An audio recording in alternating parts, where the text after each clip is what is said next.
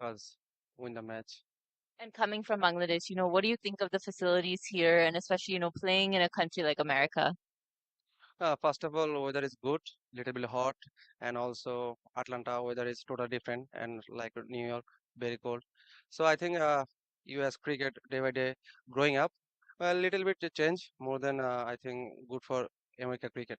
Absolutely. And, playing with Atlanta Fire, you guys have been undefeated so far. The team has been balanced really well. You guys came in from a really good win, which led you straight into the semifinals. So how did you guys enjoy your off day? Uh, First of all, I played almost 6 games, also minor league. So it's almost 1 month I stay in Atlanta Fire. It's like a family, and also our player all together is like a family. That's why I played well and all match winnings. Absolutely. Now, considering this semifinals, you guys are up against Kingsmen, who also have a really good balance side. They did lose a game, before they reached here as well. What are your thoughts on this game, especially with your skills, being an all-rounder? First of all, I saw Kingsman batting and bowling order is a compact, balanced team. All Pakistani guy, he's also hitter. So our team also good. So have a fun and it's a good match. Okay, well, you guys are up to bat, so I hope you guys put on a good total and it's a good show out there. Thank you, thank you. Pray for us. Okay. Thank you.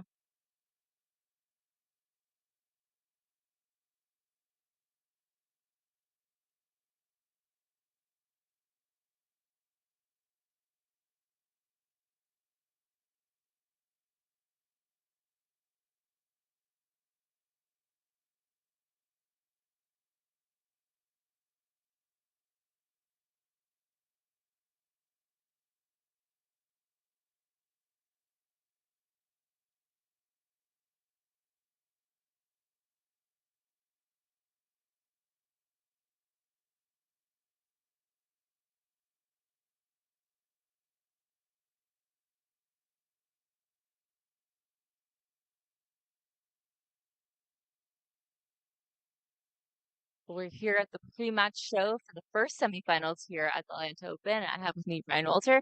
Brian, how have you been enjoying your time here at Atlanta Open, first off? Oh my goodness. This is always a wonderful show. I really enjoy the facility itself. I enjoy the electricity of the moment, and most importantly, the players are absolutely wonderful to watch. Right, well, this first matchup, we have Atlanta Fire, who have been undefeated throughout this tournament, against the Kingsmen, who have really yet to lose a tournament, when it comes to these local tournaments. So, what do you think? I mean, we see some great talent on both sides, who have been doing really well throughout the tournament. It's a hard game to predict. Right in the background, I can see Santark walking by, and before the game, he said, "Of course, we're going to win." The Atlanta Fire is a very talented side. Stephen Taylor leads them with bat and with ball and the captaincy. On the other side, Hamad Azam is a brilliant captain himself. And you've seen where the Kingsmen have won essentially everything. During the minor league season that just completed, they did not lose a single game, to include winning the championship last week. So I'd not want to be able to bet on one team versus the other. Let's just say it's going to be a really good game. Absolutely. I think with one thing is that the Kingsmen have won the toss, and we've seen in the morning games, the toss has determined a lot of things. But what do you think Atlanta Fire might need to do when they come out there to bat right now? I would think that they want to take it a little bit easy, be conservative. The pitch may be a little bit tacky, so you may not want to go all out immediately. Stephen Taylor is smart, plus he's from here. He knows what the conditions are like. I would anticipate that they'd want to get through the power play without losing any wickets, or at the most one, maybe two. And then an hour into the match, it will be much drier, and then they can start accelerating from there. Absolutely. And for Kingsmen, the bowling lineup that they have, so much variation as well. The only thing is, I feel like they do have more pacers, and we did see Milland in the last game, which he hadn't been utilized as much as a bowler, but he did come. So what do you think with the surface? Has it been been preferable with the spinners, or has it really determined how the bowlers have been bowling? The surface has turned significantly. Millen is going to be important. The key in my mind, and write this down from now, Hassan Khan. Left arm orthodox. Left arm orthodox spinners throughout this entire tournament have had much success, and you've seen it turn a lot. Milind Kumar himself was dismissed yesterday from a left arm orthodox spinner, went running down the track, the ball turned and missed the bat, and he was stumped. So watch out for the spinners, in particular Hassan Khan. Okay, well, we have seen, some pretty good totals here as well. Atlanta Fire had put on a pretty good total, last game before that led them to the straight semifinal. What do you think might be a good total for them to kind of give it a good fight? Ooh, hard to call. Wickets in hand, anything can happen in the back end of the innings. I would think that they would be happy with anything in the range of 150 and above. 150 in a game of this magnitude will feel like 170 in a group stages game. So I think 150 you're in the game there. Well, let's see. Atlanta Fire is going to be coming up to bat shortly, so we'll see what the results are, but I hope it's a good game. We've seen some couple of good games in the last few matches, so I think it's going to be a good competitive one. It's going to be a good one. Please, everybody, stay tuned. Be on the edge of your seats. Absolutely. Well, thank you. We will be joining with the com box shortly.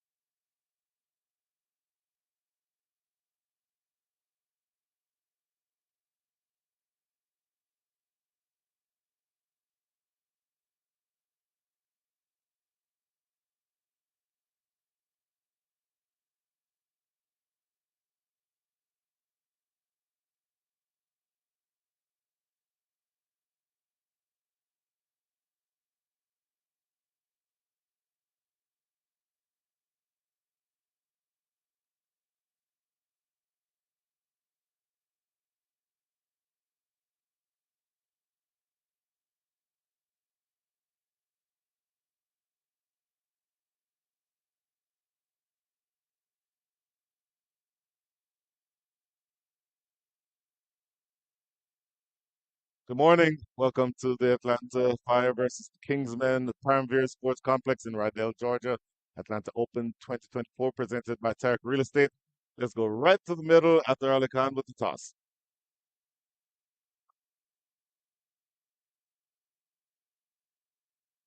Well, good morning. This is day number 5. It's semifinals. The 3 matches to go, the 2 semifinals today, and of course the finals tomorrow. As we are here at the pitch report, we're looking at the pitch. There's a nice green tinge, and of course, if I go down, there is grass coming through, which is really a good sign. Yes, in the morning, the moisture, tremendous moisture here, of course, with the dew. There's always moisture in the tracks. It's a bit tacky early on, but with the grass coming through, it will definitely hold nicely together. The ball should be coming onto the bat, and as the day progresses, we will see the ball coming more and more onto the bat. The spinners have been able to get something in this track. In fact, more than something, and I think definitely it'll play the same way. So whoever wins the toss will definitely be bowling, but it depends on if the bowlers utilize the early conditions. As I said before, there is moisture in the surface and it's early.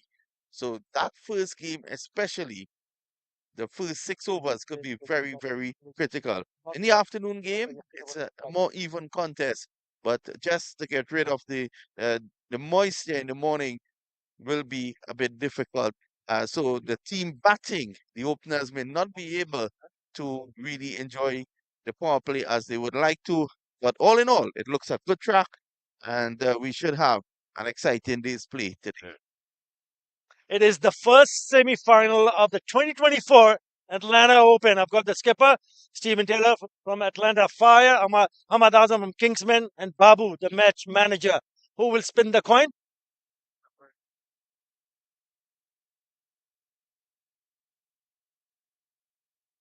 Tails is the call.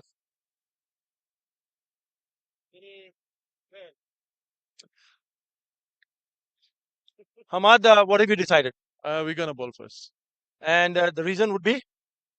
The pitch look, uh, there's a moisture in it, so we're gonna utilize it. You didn't play yesterday, but you must be very happy with the team's performance, especially yesterday when it mattered. They put their hand up, especially the batters. Yeah, obviously, like they did really well, and I'm glad like everyone get to bat and they did well with the bat. So hopefully they're gonna do the same in couple of games next. Deciding to bowl first, so it's important to pick up early wickets here. Obviously, I will try. Have you made any changes? Yeah, a couple of changes is just on the list. All right, all the best. Thank you. Stephen, you'll be batting, but your batting came good yesterday. Batted first also. Yeah, so you must be quite happy with the boys, what they've done with the bat so far. Yeah, we've been gelling good as a team, and the batting unit is working together. The wickets are a little tricky up front, so we just had to consolidate up front and see if we can get a good total of this power play.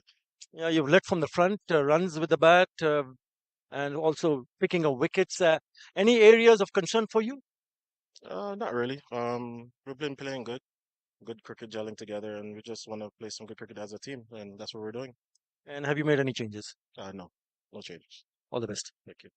All right, the news from the middle is that the Kingsmen have won the toss, and without any hesitation, they're going to bowl first here.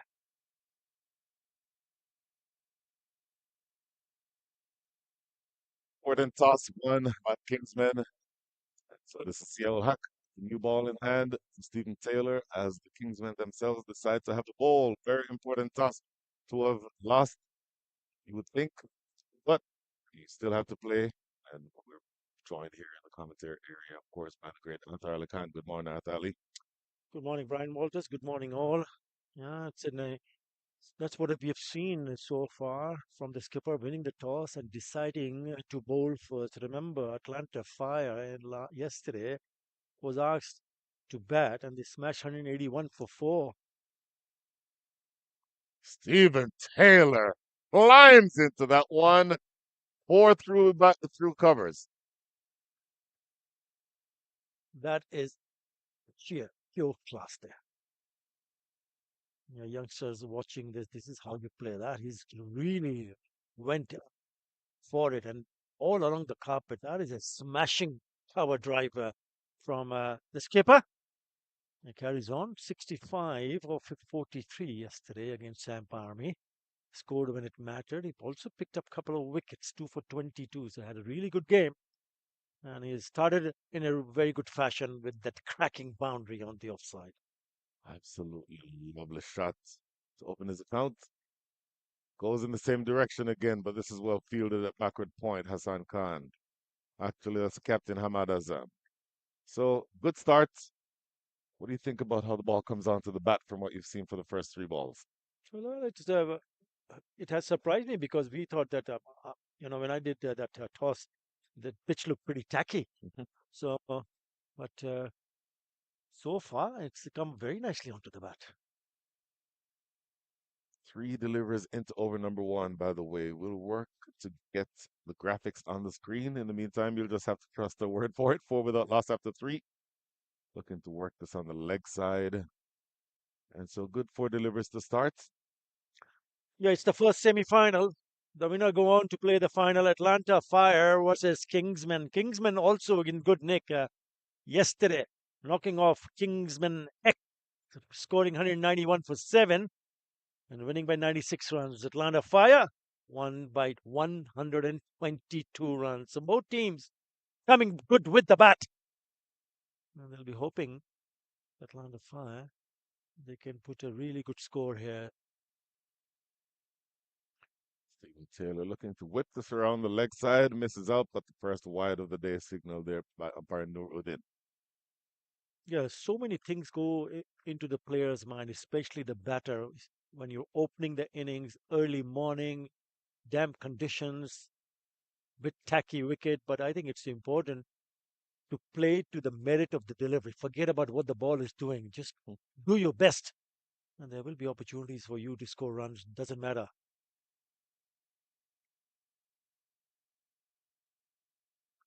Raps on the pad, half-hearted appeal, including none from the bowler. Last ball coming up here in over number one. Yo Hack with a good start. Second ball of the over hit away for four, but he's done well so far. Brian, how was last night? Last night was wonderful. Excellent meal. Just absolutely had a wonderful time right there in the hotel. Saw you downstairs at some point. I think that was you, right? It wasn't me. No. Stop lying. Come on. Fastball in over number one. Oh, down the leg side again. By the way, note that Ramiz Raja is the one who is keeping. Saw him yesterday, was suffering from a bit of a side strain, but good to see that he has the gloves on. Yeah, a couple of deliveries down the leg side, and both times Stephen Taylor wanted to whip it away. Yeah, important for him to give his team a good start. It's always nice to see a bit of consistency in Mhm. terms of batters who have been in form. Well, they look to be in terrific touch yesterday, and he's already played a gorgeous looking cover drive. Oh, yes. Really timing this one. Trickles into the covers, so a good comeback. Couple of wides and that four, but apart from that, good over overall. 6 runs from the first over, six without loss.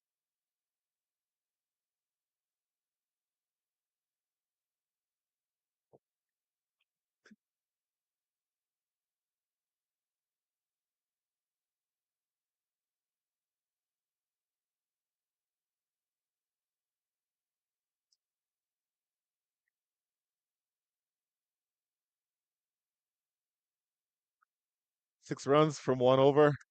So Mohamed Ilyas is the man who's going to be bowling now to Rajdeep Darbar, the wicket-keeper batter, right-handed batter. So you have a lefty facing lefty with Ziaul Haq bowling to Steve Taylor. Now the other way around is when Rajdeep Darbar will face up to Mohamed Ilyas. Had a good game yesterday, I thought, Mohamed Ilyas. What do you think about him as a bowler? Yeah, he's been impressive. You've seen the spin dominating in the matches, but a couple of seamers have stood out, and he's one of them for sure.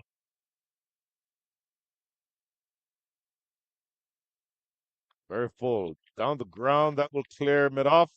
Run close to the boundary and, in fact, get there now. So, first delivery that Rajdeep Darbar sees is in his zone, four down the ground.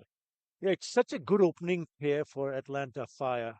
Not only Steven Taylor takes on the bowler, but you can also see someone like Garba taking on the bowler, the first delivery that he faces.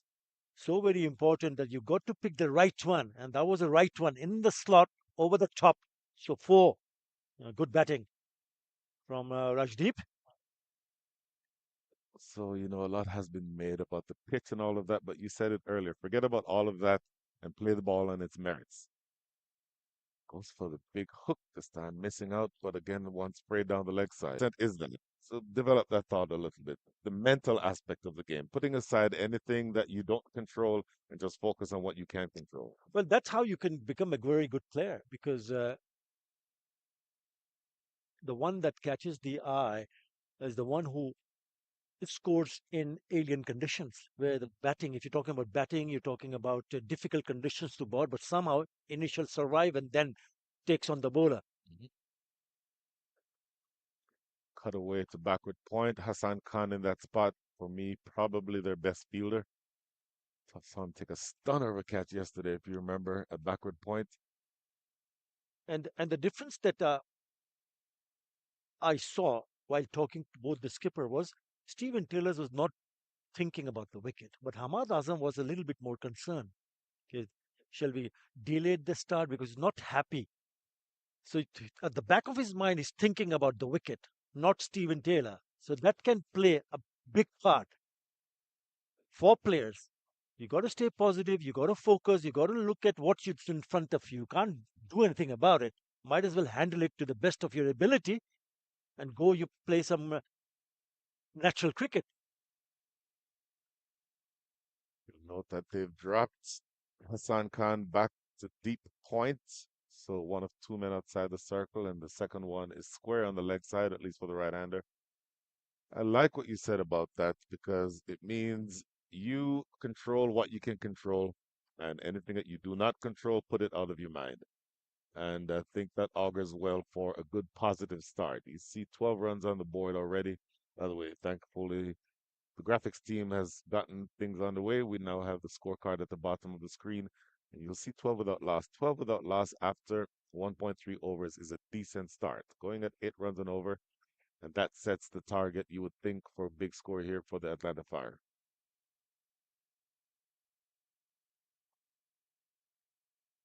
Solid in defense, Stephen Taylor.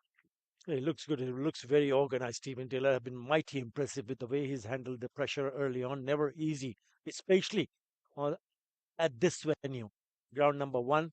And when you're batting first, you're up against some quality bowling and also the wicket itself. So you got to be absolutely sure about what he wants to do, and that's what he has been doing so far. Lovely to see the skipper coming right at the top of the order. He's an opening batter, Mhm.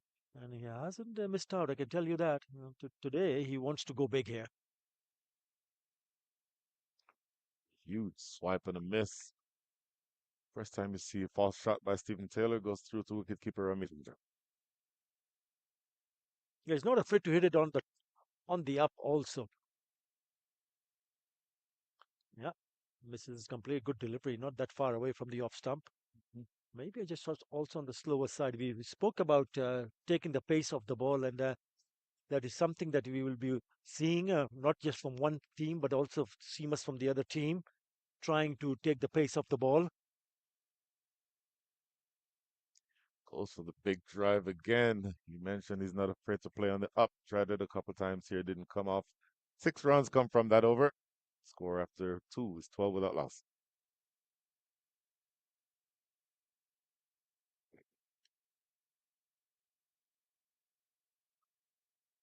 Yeah, perhaps he should have get that right leg a little bit closer to that ball. So the foot movement is essentially down the pitch as opposed to over in line with the ball, is what you're saying.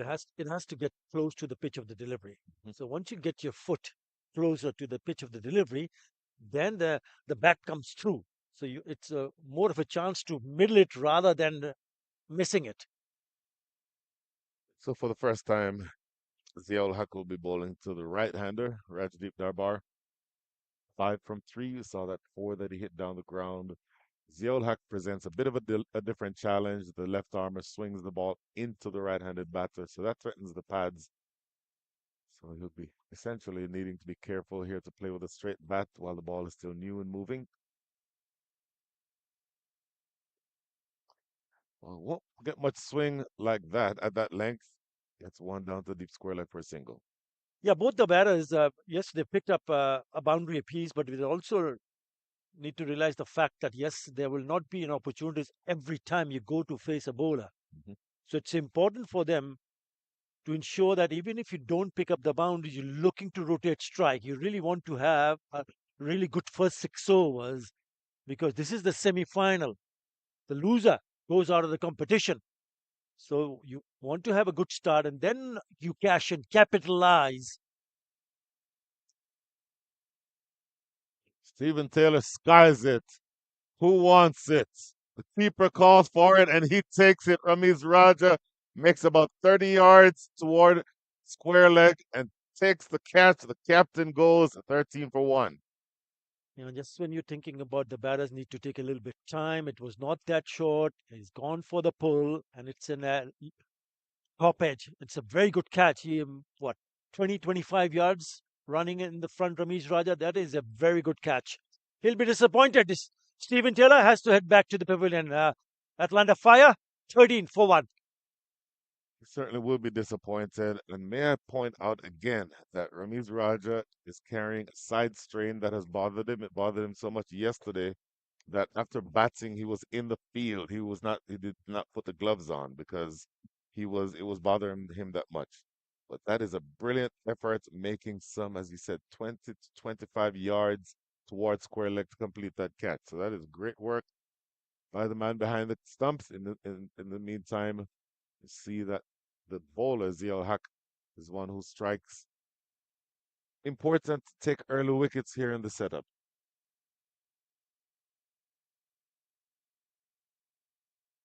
And it's Ziaul Haq who's repaid the fate to the captain by picking up a wicket in his second over. So the new batter is going to be Mark Parchment, right-handed batter. So you now have two righties at the crease. Interesting. You talked a little bit earlier about the fact that spin will likely play a part in this match. I want in particular to watch out for Hassan Khan when he bowls. Left arm orthodox. Saw the left arm orthodox bowlers throughout this tournament get huge success, turning it away, of course, from the right-handed batters. Oh, great delivery first up. Goes past the outside edge.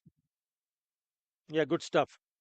Ziaul Haq, really good stuff. Yes, you talk about spin, you wait for the spinners to get introduced, but you still have options for your seamers to do some damage early on because of the conditions at the moment. Yeah, a hint of movement also not close, getting close to that pitch of the delivery. Slip in place, very good. It's been good cricket so far from Kingsmen. Oh, what a great ball. This one bounces a little bit on him. Played it well in the end. Looks quizzically at the wicket also. Yeah, that ball bounced and held up, and it played it nicely, getting the bottom hand off the bat. So soft hands. Have a look at this. There you go. Wow. Takes his bottom hand off the bat. So even if you're pushing at it, the ball is going to hit softly onto the bat. It's a good technique from Parchment.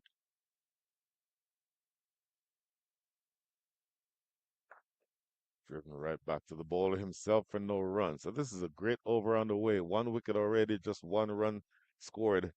Good over on the way here for Ziaul Haq. I think as a batter, you would also try to figure out the line and lengths that the bowler is targeting again on stumps. It's well bowled. So he's hardly giving anything, any room whatsoever. Very good from Ziaul Haq.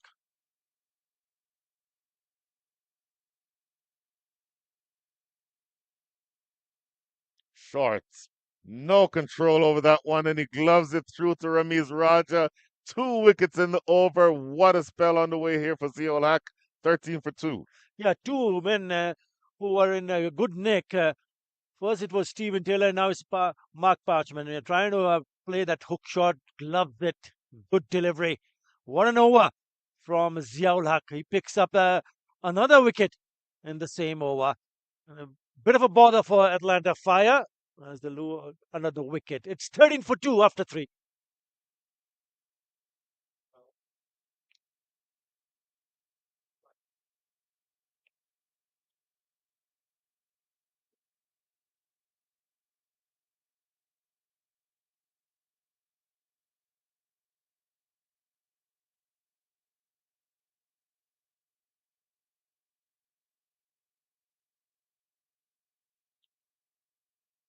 3 overs in the books. Brilliant second over bowled by Ziaul Haq, conceded 1 run and took 2 big wickets.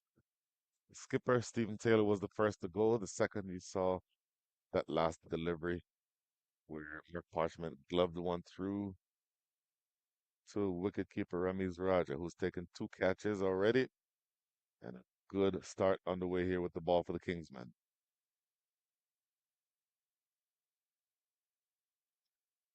Mohamed Ilyas is going to be bowling his second over, bowling now to Rakdeep Dabar, the other opening batter. He might be feeling just a touch of pressure. A couple of wickets would have certainly set them back. Works this into the leg side. He'll go through for a single, and the first ball now to be faced by Gulshanja. Yeah, they've got a very good attack. Kingsmen, not only by picking up wickets, but they've hardly given any room. Yes, a couple of boundaries we've already seen, but since then they've been very accurate. They're at the stumps all the time. 14, and this is the fourth over. So this innings have gone nowhere for Atlanta Fire. Well, good test for the middle order now to stand up, put their hands up, and ensure that they make some sort of effort to ensure that there is a partnership between these two. Worked around the leg side. That's a good stop. Ziaul Haq. They'll run through for a single. So I don't know if you saw what I just saw after Ali Khan, because I just saw Hassan Khan warming up. Do you think that they bring him on here inside the power play? I wouldn't be surprised. I wouldn't be surprised at all. Two right-handers in the middle.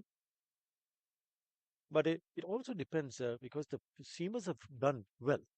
So maybe another over, maybe another over. Oh yeah, there is a left-hander also. So right-hander just got dismissed. So we'll have to wait and see whether spin will be introduced. It will be at one time. For sure. Tries the scoop shots. Interesting choice of shots there. 3 deliveries into over number 4. And pressure building. What is your thought about playing that shot in this circumstance?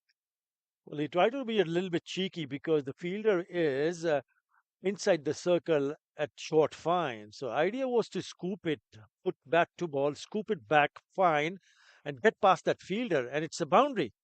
But he doesn't. He misses it completely. So give credit to the bowler to get the batters in that position and cramp him for room to stop him from playing that scoop shot. Hammer it away. A lot of work for Ziaul Haq to do, and he won't get there. So 4 runs. It's been short of runs for a very long time, but he cashes in here on that loose delivery outside off. 4 through backward point. That is a lovely square cut. That is a beauty. Look how late he plays it and then whacks it away. Just opening the face of the bat and it goes to the boundary. There is a fielder at third. There's no chance to stop that one. That is a cracking shot. So work to be done, of course, because you've lost a couple of wickets here in the power play. You'd like to not lose anymore, but you still need to score runs. And so when the loose balls appear, you have to be able to put them away. It's exactly what you saw there from Rajdeep Darbar. And they go for a quick single here. That's good cricket. Single that takes the score now with 1 ball remaining here in over number 7. I'm sorry, over number 4. 7 runs from the over. 20 runs on the board. You're scoring at the rate of 5.2 and over. You're looking at some point to accelerate to that rate. Do you keep playing in that same vein, or at what point do you decide to be more adventurous? I think this is good cricket. He's picked up a boundary and just the next delivery he's taken a single. And if they can do that for the next 4 or 5 overs, then they'd get into some sort of momentum. That's exactly what they want to do. Mhm. They cannot afford to lose another wicket here. Over the wicket to the left-hander. Solid in defense. That's a good ball to finish things here in over number 4. 7 runs come from that over. 20 runs on the board, 2 wickets down. Off and running here in this semifinal. Atlanta Fire versus Kingsmen. See you soon.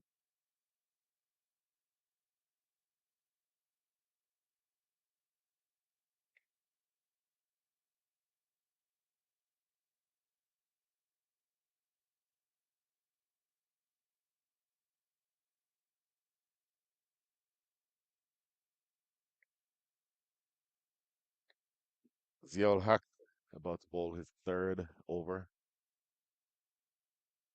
Good spell so far for Ziaul Haq. 2 for 7 from 2 overs. Oh, Paul, yep. Here's Ziaul Haq again. Worked into the leg side. Just a single. And so a good start you've seen so far from the Atlanta Fire. Initially, they looked to have things under control. A couple wickets by Ziaul Haq pegged them back. Yeah, he spoke about the spinner. What about Usman Qadir, son of the late great Abdul Qadir, who picked up a 5 and also included a hat trick yesterday. Yes. So, they've got quite a lot of option if you're looking at the spin options. They look a very good side, very, very organized. Looks to cut this one away. Maybe not bouncing as much as he was expecting here, Gulshan Jah. I like this captaincy from Hamad Azam. You talk about spin, you talk about the tacky wicket, you talk about, okay, who are the first 4 or 5 overs that I'm going to bowlers use. And he's only used the seamers. He's picked up wickets, couple of wickets, and they've hardly given anything away. Look, if you look at this run rate of Atlanta Fire, it's less than 5 runs in an over. So it's not been easy. So full marks to Hamad Azam. Absolutely. A couple of deliveries gone in over number 5. Good start by Ziaul Haq. Wrapping him on the pad. They'll run through here. Shy at the stumps. They'll get 1 run. I thought they might have gotten a chance for a 2nd run, but that follow through for Gulshan Jah was so far down the crease or down the wicket. Actually, that's Rajdeep Darbar going to the striker's end that he would not have had time to come back around. So a leg by here, but again, good bowling. And you see that they're continuing to constrict the opportunities to score runs. Lovely delivery, rolling the fingers over, taking the pace of the ball, but poor running in the end, because that should have been another single, easily available. It's not been easy for them to score runs, and they've missed a single here.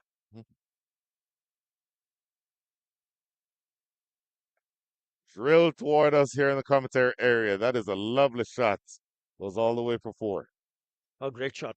Lovely shot. Just a touch fuller. And Rajdeep Darbar. Rajdeep Barber says, thank you very much. He's played that beautifully through the covers for another boundary. He got right over that one. Yeah. In fairness, it was right in the slot, so it Look didn't at have to this. get too far forward. There you see. Yeah, he's moving away. He's moving his left leg away, so trying to make a little bit more room to the offside, and it's in the slot, and he pressured it through the covers. Yeah, very good shot.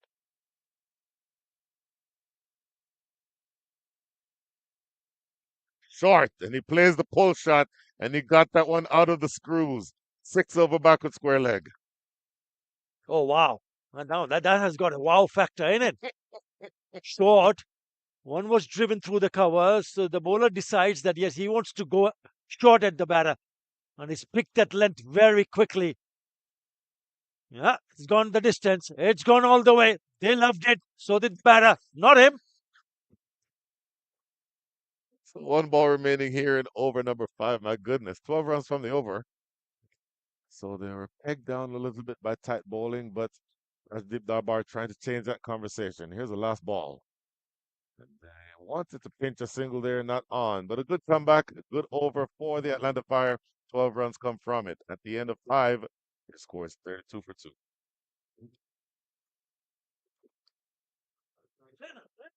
Come on.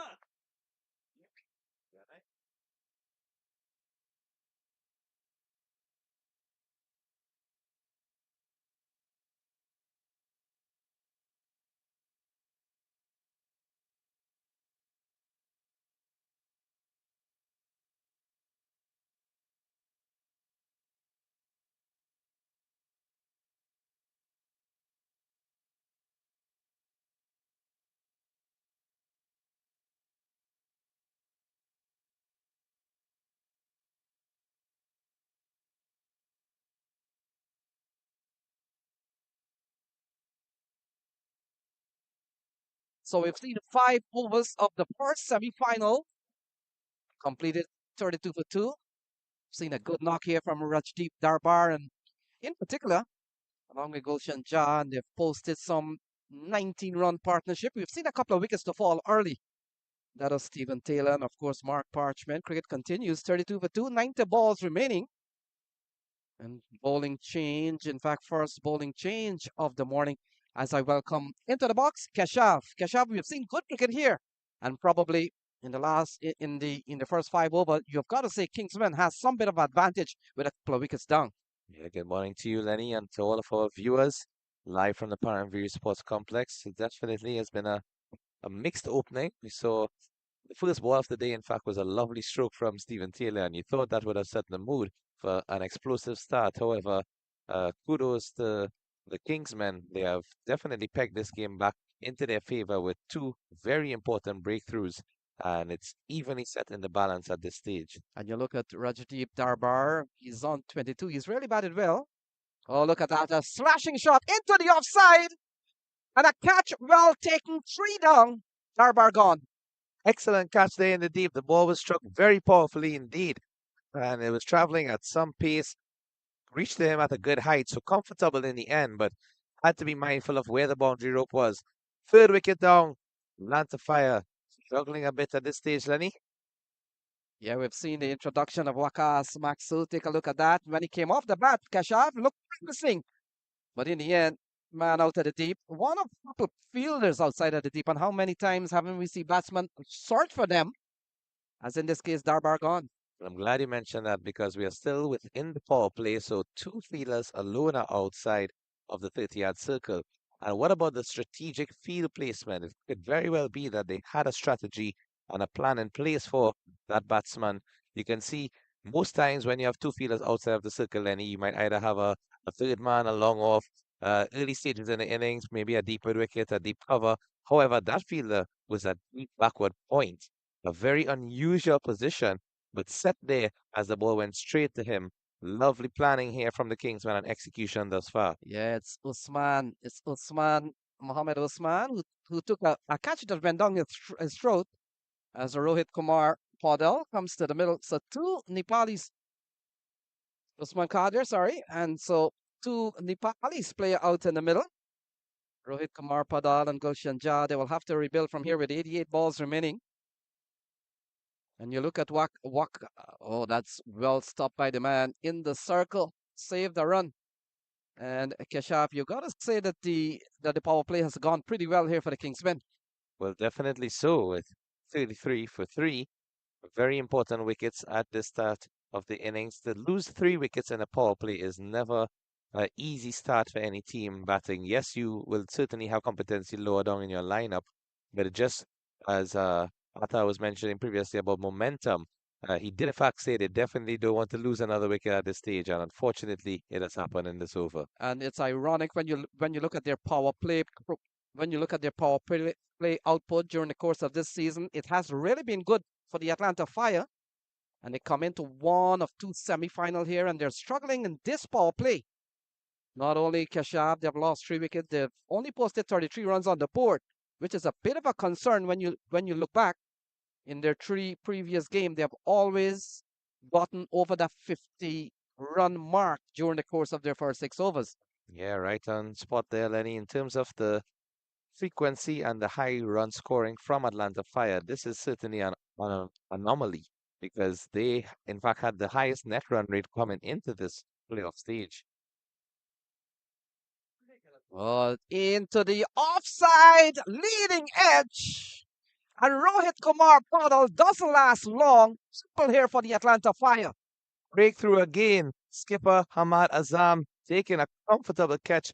He made it look easy in the end. It wasn't too pedestrian. In fact, he had to dive forward and catch it right before it reached the ground. So good effort from the skipper there, leading from the front. And another wicket has to go. 33 for 4. Atlanta Fire definitely in some deep trouble at this stage, Lenny. You can see how important the variations are. Even early in the innings, just seemed to take some pace off of that delivery, rolled his hands on the ball, and deceived the batsman. Yes, one of those shots you play a little too early. goes leading edge, and he carried it to the man at short cover. Sonny Patel comes to the middle. He's been part of the setup for some time. And he comes in here with a double strike in this over from Waqas Maksud. And how good has the space bowling been for the Kingsmen during the course of this series, Keshav? It really has been excellent from the Kingsmen. Even yesterday, we saw in that match what led to them reaching to this semi-final stage. Batsmen have done their jobs, bowlers have done their jobs, and most importantly, the fielders have done their jobs. Catches have been taken, and as the saying goes, Lenny, catches win matches. So Sonny Patel comes to the middle, the man who comes out of one of the Florida franchise during the course of this year's minor league. I've seen him with the Somerset Cavaliers last year. Well, look at that. What an over we've seen from Waqas Maksud. 2 wickets in that over. 6 gone is 33 for 4. Yeah, excellent over there from Waqas Maksud. 2 wickets in that over, just 1 run scored. And to remind our viewers, yesterday we in fact had a 3-wicket maiden from Sohail Khan, who will be featuring later for the Knight Riders United in the second encounter. You look at that scorecard, Rajiv Dabar, 23 from 13, the standout. And apart from him, Stephen Taylor with 4 and extras with 4 being the 2 next top scorers. So we've seen a very good bowling performance from the Kingsmen. And Keshav, we talked about how strong this Kingsmen unit, this brand has been. We talked about the many local franchise tournaments that this team has dominated. We saw yesterday a big matchup between two other brands. We saw Kingsman X losing to Kingsmen, and really they've really started this semi-final on a good note. Yes, definitely so. Milind Kumar into the attack. It's not million bowls off spin if he bowls. Indeed, just confirmation there that it's in fact Anwar Anwar. Ali. Yeah, Anwar Ali comes with a side that is loaded with good stock of fast bowling. In addition to the fast bowling options that they have, with 4 wickets down already at this stage, have to mention Usman Kadir. 5 wickets yesterday for 6 runs, including a hat-trick. Probably sure he's relishing the opportunity to come into the attack. Yeah, you're right on that, Keshav. And when you're looking for spinners, we talked about how good Usman Qadir has been yesterday. Of course, son of Abdul Qadir, one of the probably the best in my opinion that came out of Pakistan with a trade of bowling right arm like leg spin. I've seen him bowl. And when you look at that, Milind Kumar could be another option if you want some off spin. And so those could be your 2 spinners. Other than that, they're going to throw the ball to all the seamer and the fast bowler. And of course, the biggest probably of the lot is Hassan Khan, left arm spin. So a wealth of bowling options here for the Kingsmen. Playing and missing, and the ball goes through to the keeper. Yeah, Hassan Khan also picking up wickets in this tournament, 3 for 22 just yesterday in that match in which the Kingsmen won by 96 runs. A very comfortable victory in the end. And top scorer Ramiz Raja, 65 from 37. Glad to see him back with the gloves today. We know that yesterday he had a bit of a side strain after reaching to that half-century milestone. Was unable to take the gloves in the second innings for the Kingsmen, but good to see that he's out there. And in fact, took that very important catch to start the innings. Yeah, when you look at Gulshan Jah, the man on strike, his best score in this tournament has been a paltry 14, so he will need to get going at a time in which it all comes down to all to play for. And it's the Atlanta Fire and the Kingsmen in this semi-final, and then later on we will see Clarion Eagles. They will come up against the Knight Riders United. So 2 big games on tap today.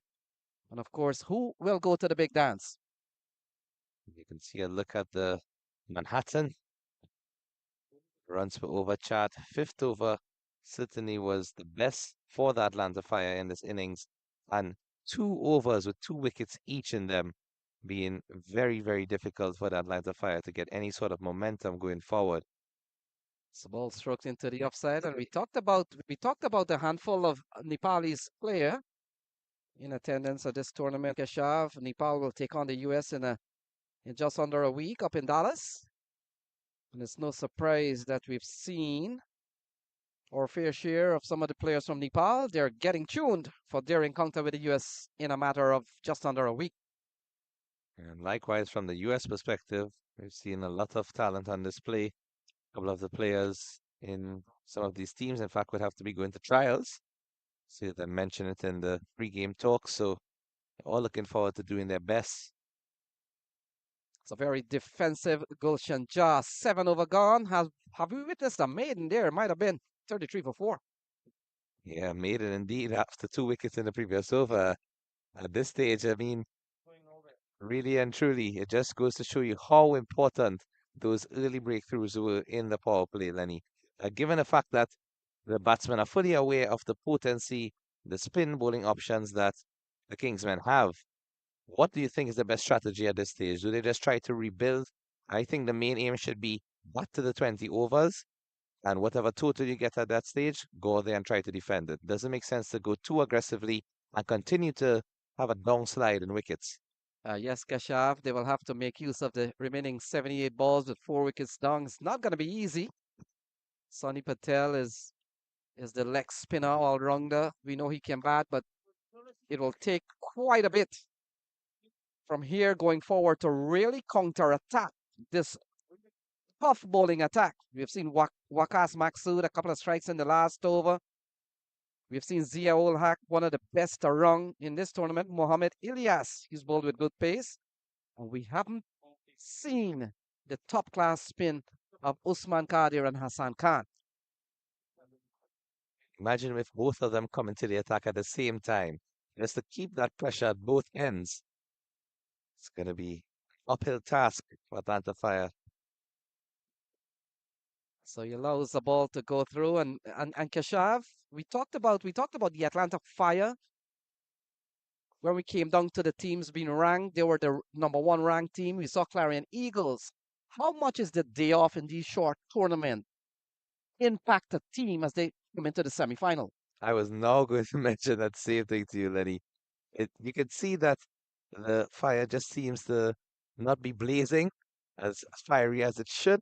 And you wonder if the Kingsmen are doing well from just carrying forward that momentum and that energy from the game yesterday as it just defended into the offside.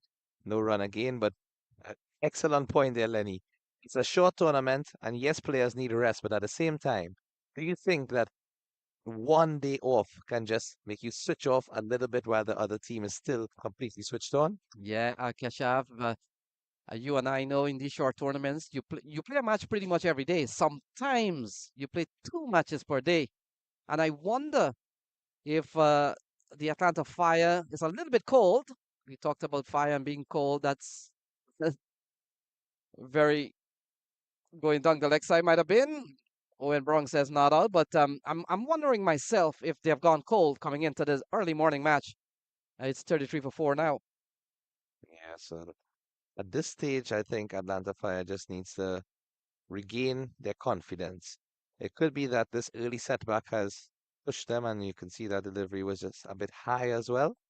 A good line and length from the bowler, Wakas, but unfortunately just over the top of the stumps. Yeah, yesterday we talked. It was the battle of the ranks in terms of the 6th ranked team. It comes down to the knockout stage now. Straight knockout, high in the air. Who wants it? Fielder comes in from the mid-wicket area, settles on the wrist. My goodness, that's a well-judged catch from the fielder. And another wicket goes down. Ball went very high up into the air, and lovely blue skies that we have at this point in time. But just with that brilliant sunshine and some glare on the ground, certainly wasn't an easy catch. Look how high that ball went, Lenny. And he did have to shift around to his right, kept his eyes on the ball all along the way. Just a bit of a dive and tumble in the end, but safe catch completed. Excellent work in the field again. Matches win matches. So the Atlanta Fire have slipped into more trouble.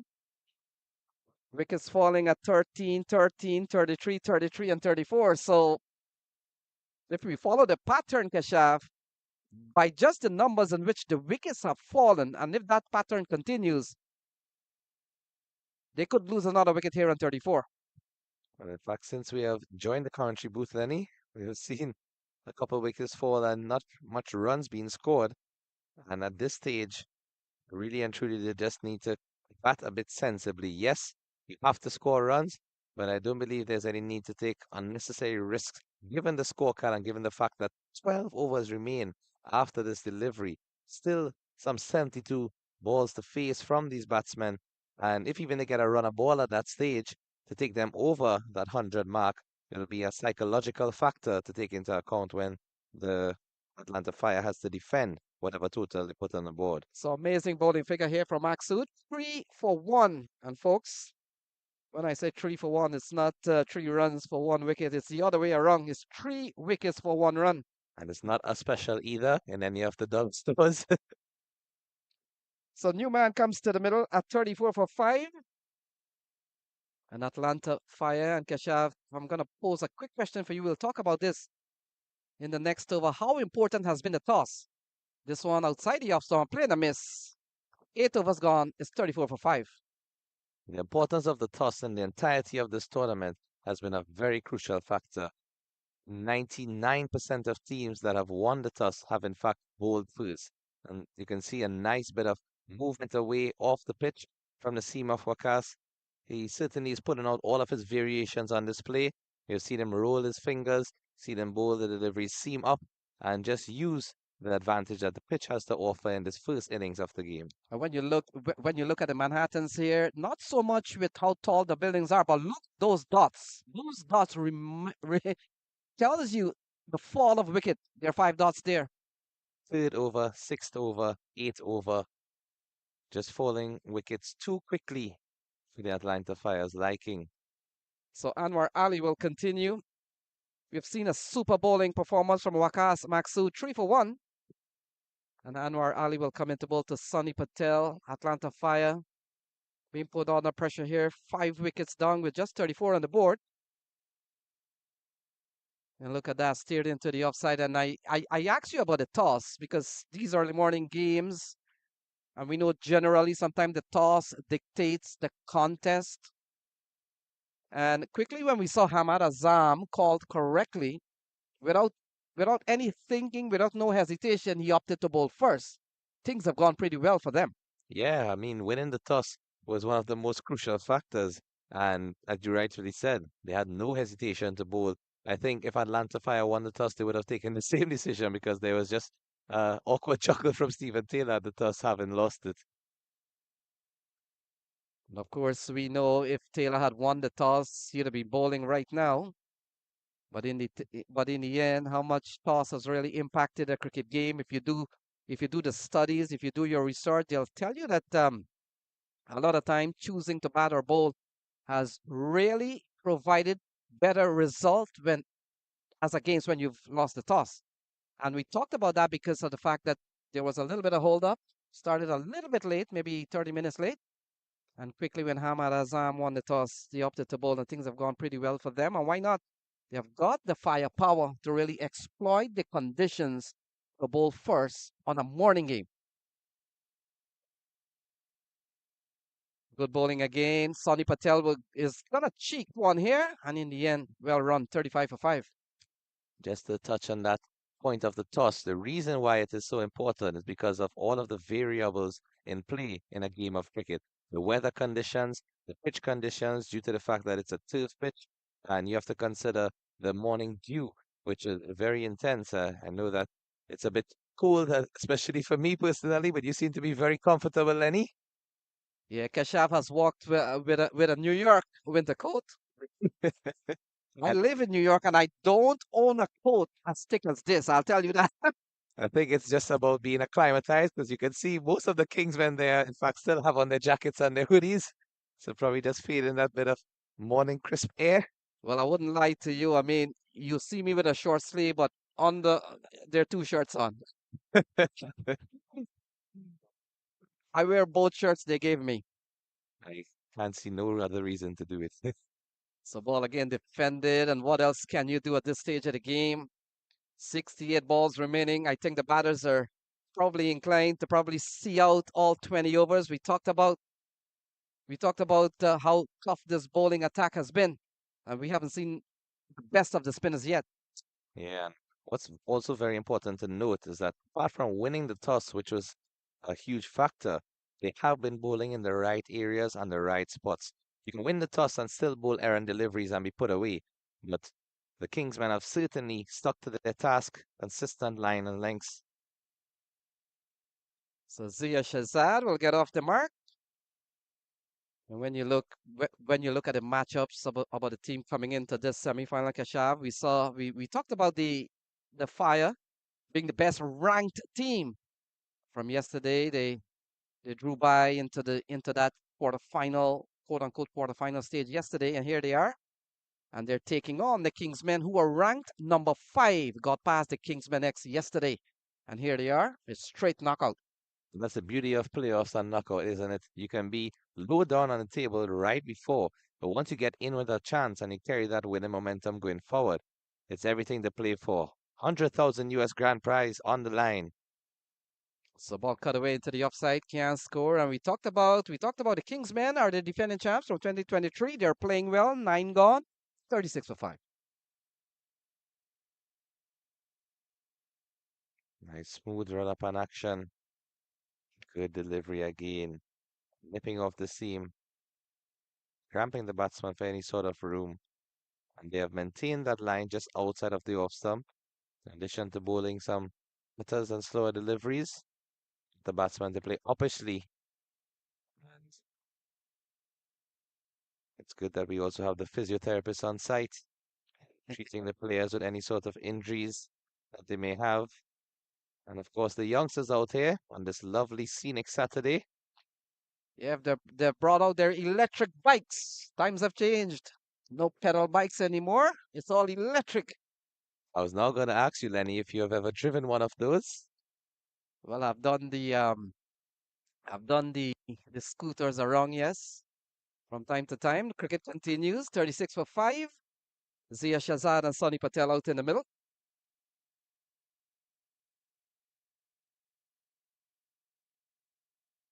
So Waqas Maksud, impressive bowling figures from him. He's picked up 3 Kashav, has broken the back of this Atlanta Fire batting lineup. And he's very close to a fourth wicket there. That delivery was so marginal to the edge of the bat. Just starting that ball around middle stump and going away to the off.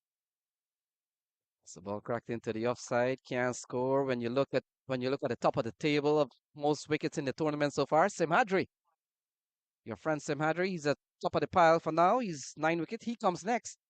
And then of course we've seen a good bowling performance from Jaidev Patel. He's also on 9. Ali Sheikh still alive in this tournament. He's on 9. So these players have chance to advance their tally.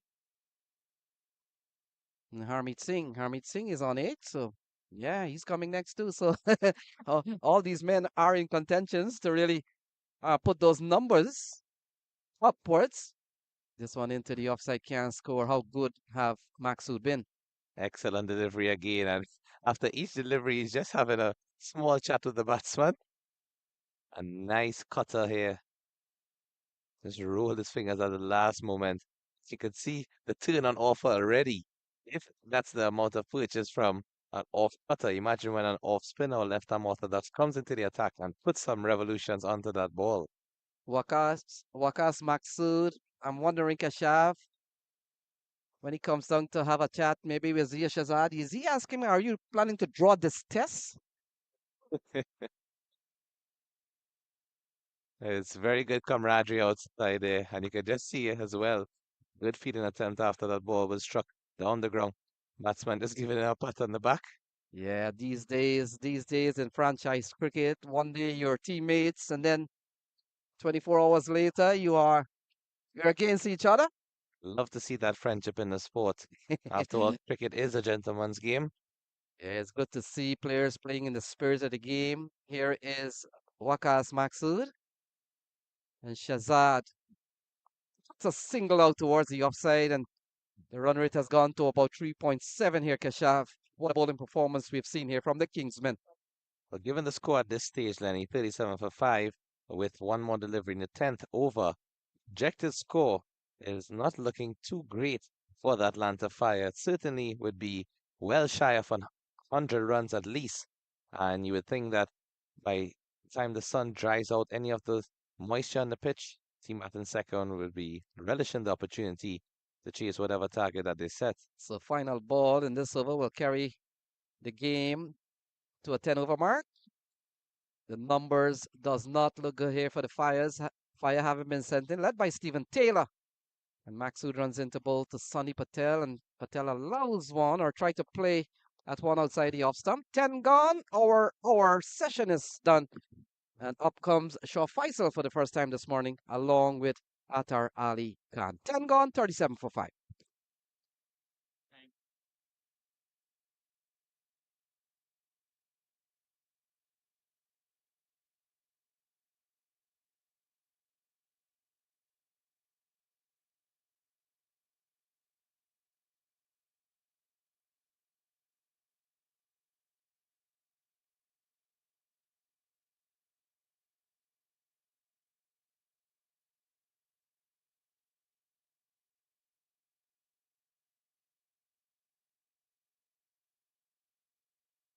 Winning the toss, they made the right call. And after the halfway stage, we'll have our first chance to have a look at spin. Hassan Khan. How often have we seen that? No spin for the first 10 overs, but look at the score. That will justify the decision from Hamad Azam. A very warm welcome to the great Attar Ali Khan. Morning, Attar bhai. Morning, Shah Faisal. Morning, everybody. And it has been a terrific morning for Kingsmen, I can tell you that. Yeah. And rightly so. I think Hamad Azam has been spot on. And lucky to win the toss because winning the toss and deciding to bowl first is an advantage. You got to accept the fact. Well, that's the way it goes. Is someone has to lose the toss. But to see your side at 37 for 5 after they end at halfway stage, ooh, this is a knockout. You lose this match, you're out. You're going home. Next 10 overs needs to be good for Atlanta Fire. Zia Shehzad. His first appearance in the tournament. He's been the impact sub, obviously not required during the group stages due to the very dominant performance by the Atlanta Fire. But today the Kingsmen are looking to spoil the party for the home side. They've got a big hospitality tent to the left of our comm box, very well populated. Made good noise when the ball was flying around for the first couple of overs. Runs here, not convincing. It's a single. Yeah, it's difficult, isn't it? I mean, when you lose those top 5 batters so early in the innings, you need someone, a man of crisis, just not to hold it together. Again, hint of turn there, trying to play on the onside, gets the leading edge. He's picked up a couple of runs, but also to find someone who needs to score quickly. It's not about just hanging on and holding on to your wicket. Make sure that there's not a wicket. Another wicket doesn't fall in the next 4 or 5 overs. But what about runs? Who's going to score the runs for Atlanta Fire? That's even a bigger question, isn't it? It is indeed, and it's not going to get easy. We've been looking at the lineups, trying to pick up a run here, a run there. Hassan Khan with his variations, quicker delivery, slower flighted turners, and they have further depth even in their spin department. Hassan is in action, and then Usman Qadir is in their ranks as well. He was terrific yesterday, taking a fifer. And you got to put that away. You've got to put that away to the boundary. He's found the fielder, hit it straight to the fielder at point. Extra protection on the offside now. They got a slip in, Hamad Azam, and the fielder has gone back into the ring. So goes for the sweep, down on one knee, and the finger's gone up. It looked pretty straight. Sunny Patel got frustrated. He wasn't able to get the ball away, and Hassan Khan makes an immediate impact. Yeah, in his very first over, too. First time you see a right-hander trying to sweep the ball, a fielder was taken away from the onside. So that might have just prompted him to play that sweep shot. Doesn't connect, and he's plumb in front according to the umpire. So wicket number 6 goes. Kingsmen are having a really good time. Atlanta Fire 6 down for 40.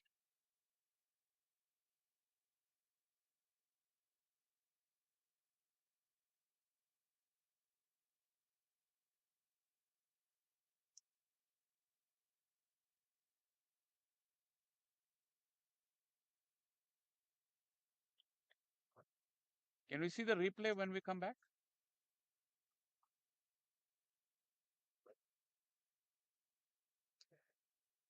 It's a clever piece of cricket from Kingsmen. Hamad Azam and Hassan Khan on one page. They got the slip in. And then Hassan didn't bowl the big turner. Went in with the arm. The gap was created. Sunny was eyeing for that gap and fell for the trap. More spin in the form of Usman Qadir from the com box end. Yeah, now they have to deal with Usman Qadir, who has had a wonderful time with the ball, 5 for in the last match, including a hat trick. And we've already seen this turn available, even though the spin has been introduced after the halfway stage, after the 10th over. And would you believe it? A wicket for a spinner in the very first over. Slip in place for Zia Shehzad. We'll have to wait for the umpire's signal. Would you reckon that Zia played the stroke? No. He's asked them to come back and called a dead ball. Now they need to ensure that they don't get bowled out inside the 20th over. You got to get as many as possible. You can't do anything about the 6 wicket that has gone. It's gone. You can't do anything about it. It's more important for the men in the middle, the players in the middle. Try to play till the very end without getting bowled out and see how much you can get. Down on one knee, Zia, who himself is a right-arm leg spinner, so pretty much would know what is coming his way from Usman Qadir. You make an excellent point because in one of the earlier games, Kingsmen were chasing 112 and it went right down to the wire. They needed 7 in the last over with 2 wickets standing. So anything could happen. They just need a partnership, get some momentum, start to rotate the strike and wait for any bad balls, get to a total somehow. Oh, that's a top edge. It will fall in no man's land. Yeah, they got to get themselves 120 from here on. So that's another 80 odd runs in the next nine 8.4 overs. So that 80, if you want to score, that means you need to pick up boundaries and you need to score 10 from here on. It's at the moment it's not happening.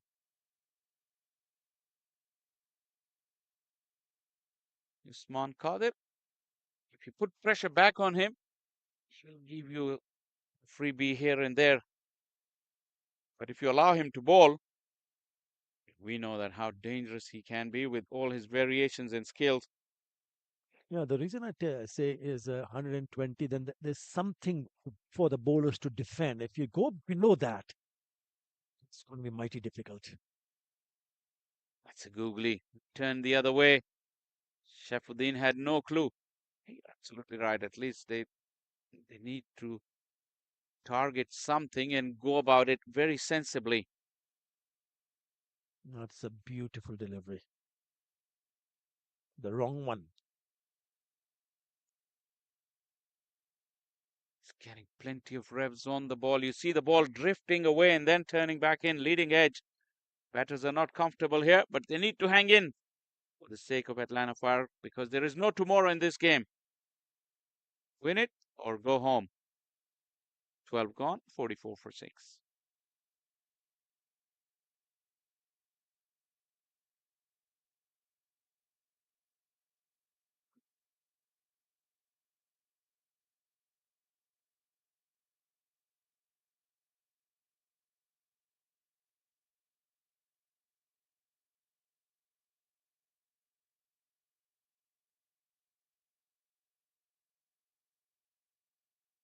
Eight overs to go, and if you're looking to get up to that 120 that Atharbai was talking about, 76 in 8 overs, just about 9 runs an over, a little more. A boundary in each over, ideally.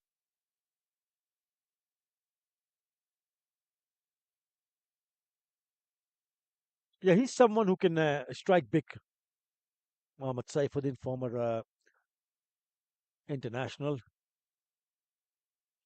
went out of the team because of he had some sort of injury. I mean, I'm sure he'll be eyeing to make an impression here and also go back and get back to 200% fitness. I think he can surely play a really good part because he comes down the order and also bowls right arm seam.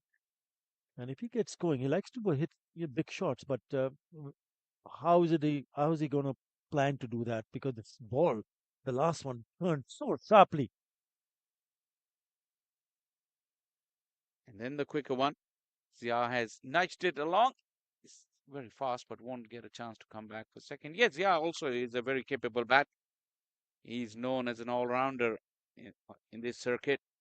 Very prolific in the minor league. So both these batters, they are very, very able. It's just they need to get a boundary or two away to feel that rhythm back in the innings. They need to just wrestle the initiative back. Saifuddin tried. It felt like it was in his hitting arc, but that turn again made him to drag it wider from where he wanted to hit the ball. Yeah, it's important for Mohammad Saifuddin to target the left arm orthodox here because it is coming into him. And he needs to connect well here. He's tried a couple of times, hasn't picked up a boundary.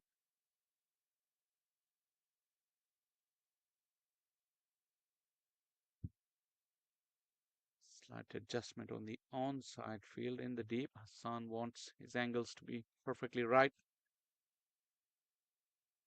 Now you got to find a way to put that away for at least a single. He's hit that straight to the fielder. Absolutely. You're not going to apply any pressure whatsoever. It's the batter or under tremendous amount of pressure. Something has to give here. Yeah, these are the balls you can't do much about it. So that's why the previous ball is more important, where you had the opportunity to go onto the back foot. Just push it into the gap and rotate or get more than one if you can. This beauty has brought Hassan Khan's over to an end. 13 gone. Atlanta Fire really struggling. 47 for 6.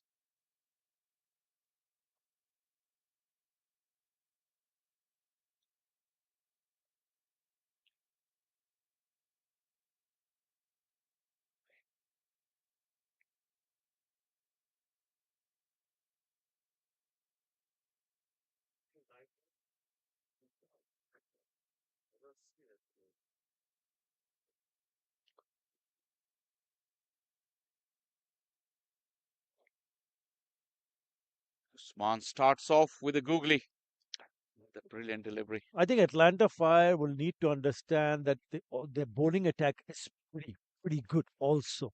And those things that we have seen so far, that amount of turn, how the seamers have bowled, but to be able to find a total where they will start to feel a little bit comfortable. It ain't happening at the moment. There has to be someone who needs to take chances here and make sure that that comes off. If it doesn't, then they're in danger of getting bowled out very cheaply. Another sharp spinning leg break. Excellent point. And also you'd have to say the approach from the top orders, they didn't really assess the conditions well enough where they were aiming to go too big and they ended up getting nothing. They had assessed better. They could have fought harder, ground out a total without losing that many wickets in that phase. And now the batters are absolutely clueless against Usman. Which way it's turning, they have no idea. Yeah, I think it's those 6 wickets that has hurt Atlanta Fire. Maybe if they were down 3 or 4, uh, how do you play that? Another googly with a different action from Osman, very reminiscent of his dad. At the back end of his career, he started that big whirlwind kind of an action. There you go, to disguise a different type of googly.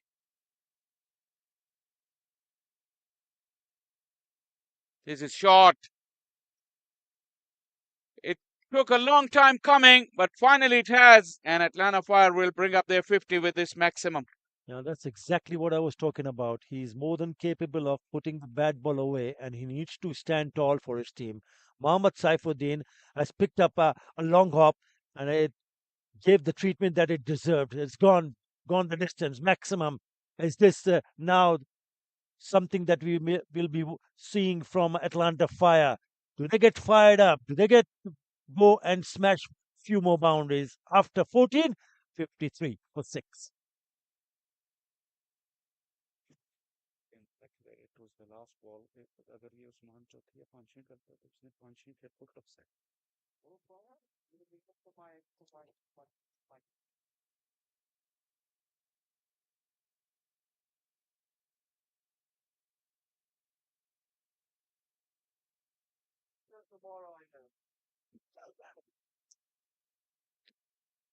Yeah, soft hands, looking for a run.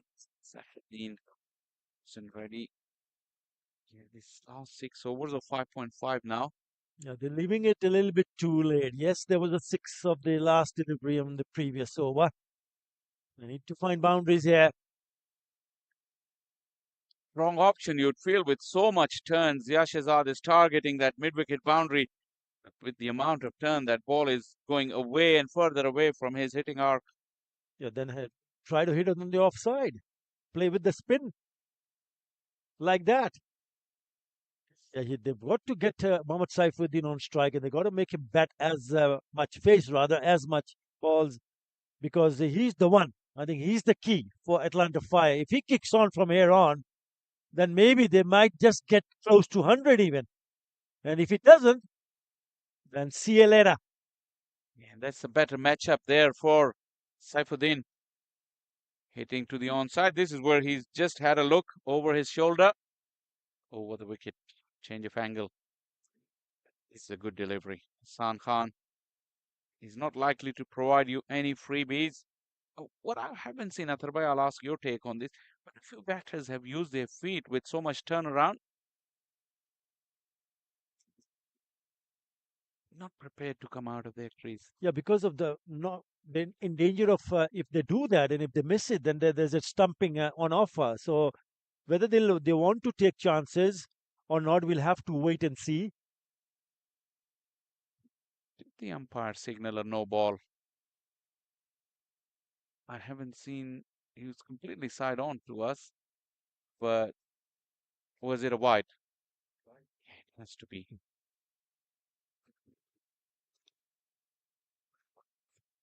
Sorry, I missed it.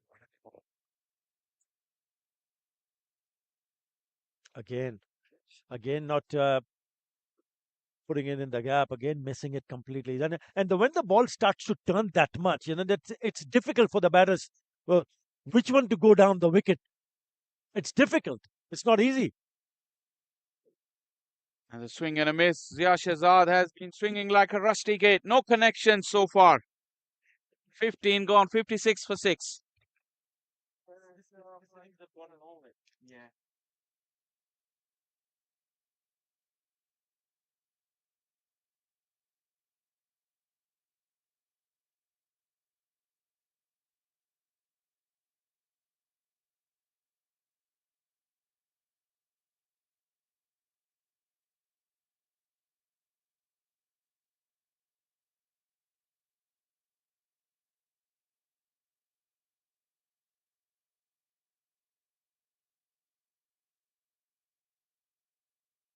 So we're down to the last 30 balls. 56 for 6. Usman Khadir continues. And ball guided away. Could pick up one. They'll look for two. In fact, they'll settle for one. Welcome back, Keshav. Thanks, Lenny. We've seen a very interesting passage of play the past 5 overs. Definitely not seeing the increase in the run scoring as we would have liked. At this point, current run rate of 3.76. And I'm sure the Atlanta Fire would want to finish on a high in these remaining 4.5 overs. Yeah, they've been put on a stranglehold. We saw the top order of Rajdeep Darbar. This one into the onside, and Stephen Taylor didn't really get them firing. And you get the feeling between Rajdeep Darbar, Stephen Taylor, Mark Parchment at the top of the order. That would have provided that stage for them to post something in the vicinity of 140 plus, which has been kind of a par score that we have seen in this tournament. Yeah, so at the end of 10 overs, the score was 37 for 5.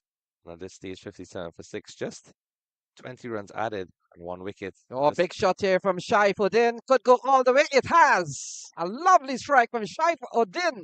And that's gone for a maximum. Well, he's definitely not a player to take lightly. Excellent all-rounder, Shaifuddin, and certainly has the ability to hit the ball quite a mile. Look at him just backing away and then backing again towards the stumps. So he went back and then forward, just playing with the mind of the bowler and perhaps causing him to just offset his line and length. Lovely shot. Deposited over the boundary rope for 6. Yeah, a couple of sixes of the bat of Shaifuddin. We've seen one from Rajdeep Darbar earlier in the innings. Usman Qadir has been roughed up in this over. Oh, inside edge onto the stumps. When things are going wrong, it really goes wrong. For the Atlanta Fire, another wicket goes down. Shaifuddin gone. 64 for 7. But just as we were saying, Lenny, that he does have the ability to accelerate the run scoring for Atlanta Fire, and given the lusty blow in the previous delivery, he chops on this one.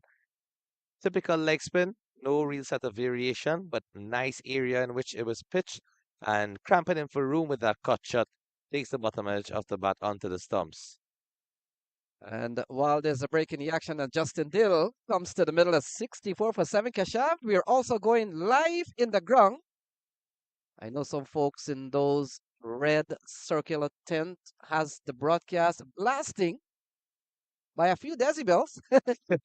And so we want to say good afternoon to that crew, whichever team you're supporting. I hope you have a wonderful day here at the park.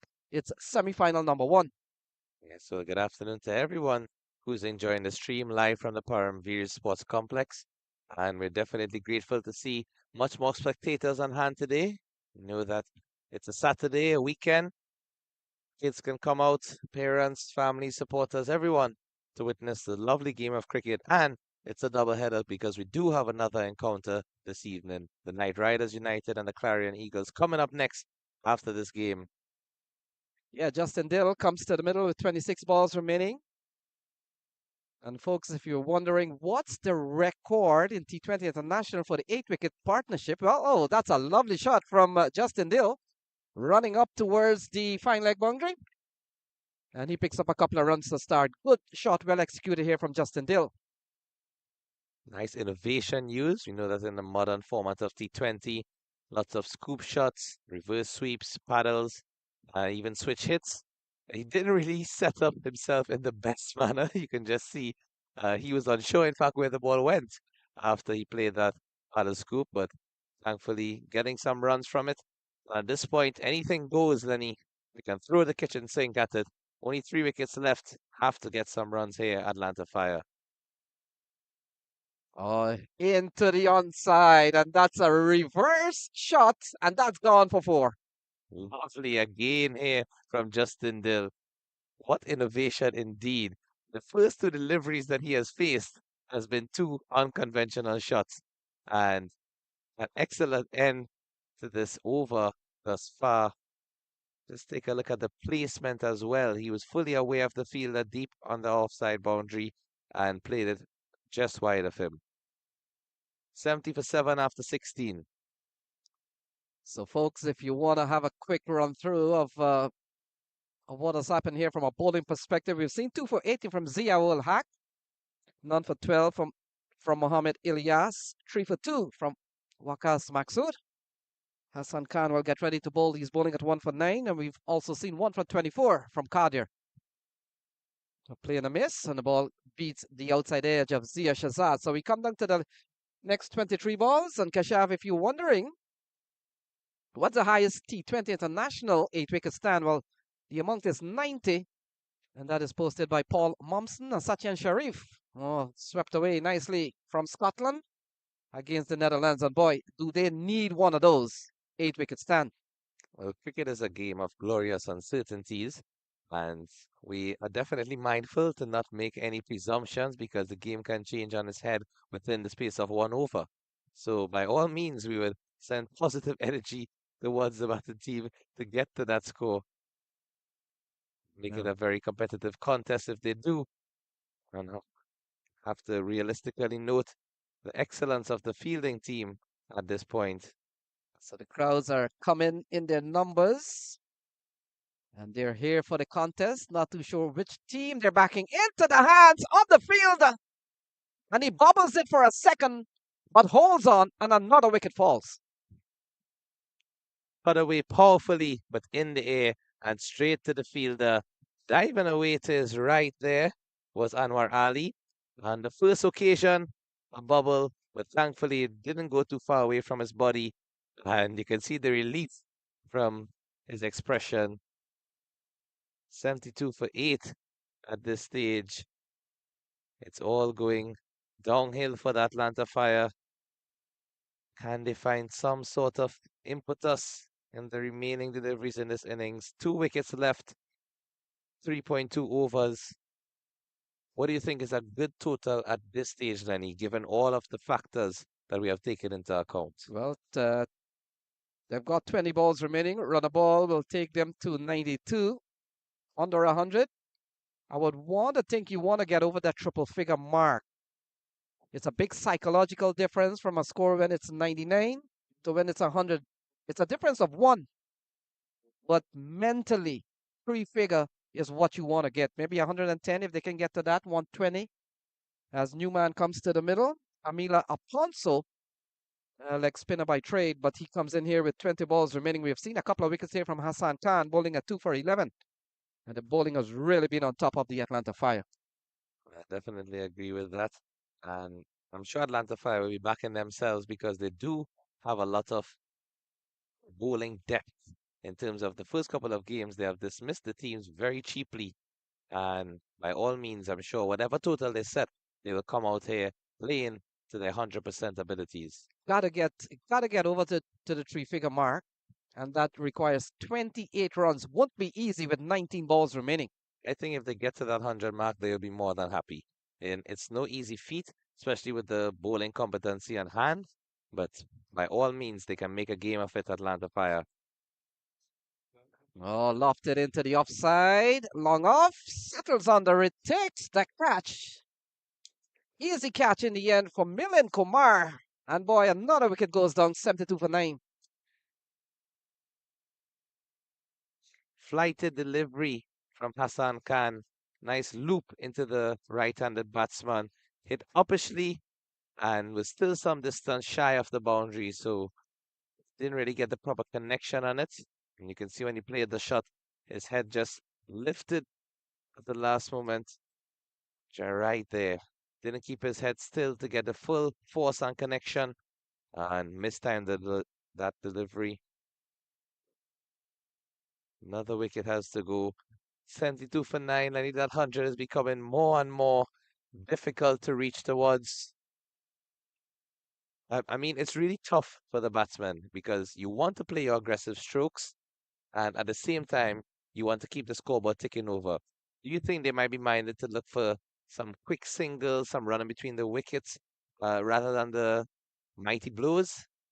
So the bowling card, just before we move on, 3 for 2 from Waqas Maksud may have set the stage, and also Hassan Khan has now picked up his third wicket. He's bowling at 3 for 11. So Keshav, one spinner and one seamer has really done the job as Pani Simhadri has come to the middle, but Justin Dill has played a couple of big shots in the last over. So he comes in here, bowling change, and we come down to the last 3 overs or 18 balls. Ball defended into the offside, can't score, and the over has begun here, Kashav. Waqas Maksud into his fourth over, 16 dot deliveries and one maiden in a T20 match. What an excellent effort from him after Hassan Khan just completed his spell, also with 16 dot deliveries, 3 for 11, and Maksud, 3 wickets for 2 runs. Yeah, the power play, they were struggling at 33 for 4. And we've seen so much local cricket here in America. We know once you can send back Stephen Taylor, the game from a bowling perspective plays a lot easier for you. And we saw once Stephen Taylor, and to a lesser extent Rajdeep Darbar and Mark Parchment was gone. In that power play session, it became downhill for the Atlanta Fire. Yeah, with the first delivery going for a lovely 4 through the offside from Stephen Taylor. I really thought that we were in for another treat after he's played some magnificent innings in this tournament for the Atlanta Fire. Unfortunately, as you know, cricket, the game is played on the day itself, and each day is different. So he wasn't able to carry on in that manner, and his team struggling as a result of it. So ball heading down the offside or the leg side, depending on whatever shot the batsman played. We've seen Justin Dill getting very funky in the last over. And it comes down to 16 balls remaining in this innings here for the Atlanta Fire. Well, he's a tall guy, seems to be able to hit the ball a long way, and I'm just wondering if he might be looking to play some strokes with the full face of the bat as well, because thus far we have mainly seen the different innovations being used. So Maxud has been so impressive, Keshav. Oh, into the offside, and that ends the innings.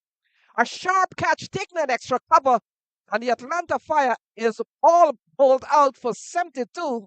Anwar Ali coming up with a good catch. Keshav, it's all over for the Fire. Anwar Ali seems to be in a hot spot because that's another catch going to him in the short cover region. And again, just having to dive low and forward, but comfortably take it in the end. Was struck with some force, but directly to Anwar Ali. And someone with his competence is not going to drop those. So here's the fourth wicket here for Waqas Maxud.